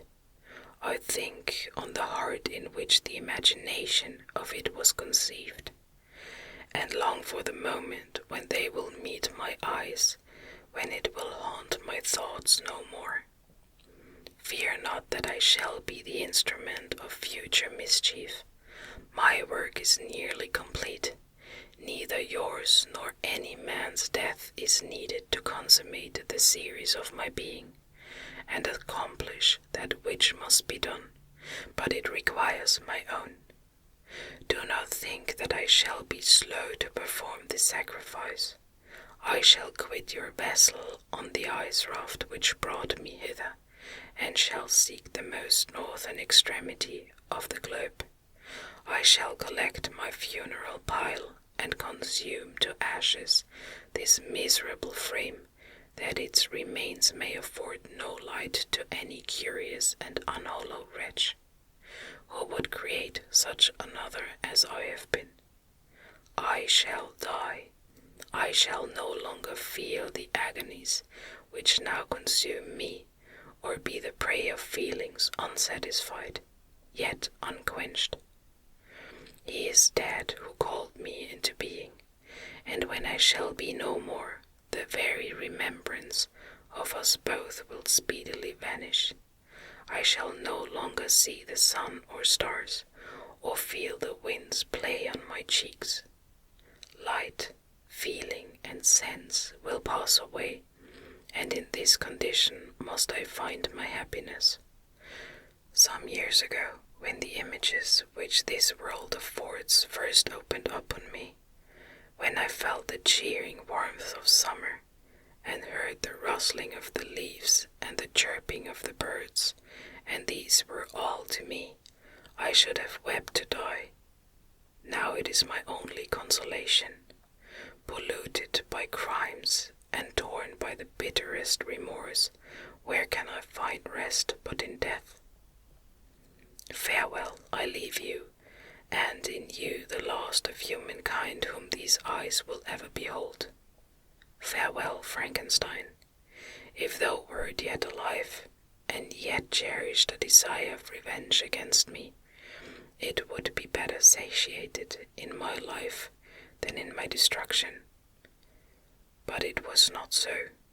Thou didst seek my extinction, that I might not cause greater wretchedness, and if yet in some mode unknown to me, thou hast not yet ceased to think and feel, thou desirest not my life for my own misery. Blasted as thou wert, my agony was still superior to thine. For the bitter sting of remorse may not cease to rankle in my wounds until death shall close them forever. But soon, he cried with sad and solemn enthusiasm, I shall die, and what I now feel be no longer felt. Soon these burning miseries will be extinct. I shall ascend my funeral pile triumphantly and exult in the agony of the torturing flames. The light of that conflagration will fade away. My ashes will be swept into the sea by the winds. My spirit will sleep in peace, or if it thinks, it will not surely think thus. Farewell. He sprung from the cabin window as he said this, upon the ice raft which lay close to the vessel. He was soon borne away by the waves, and lost in darkness and distance.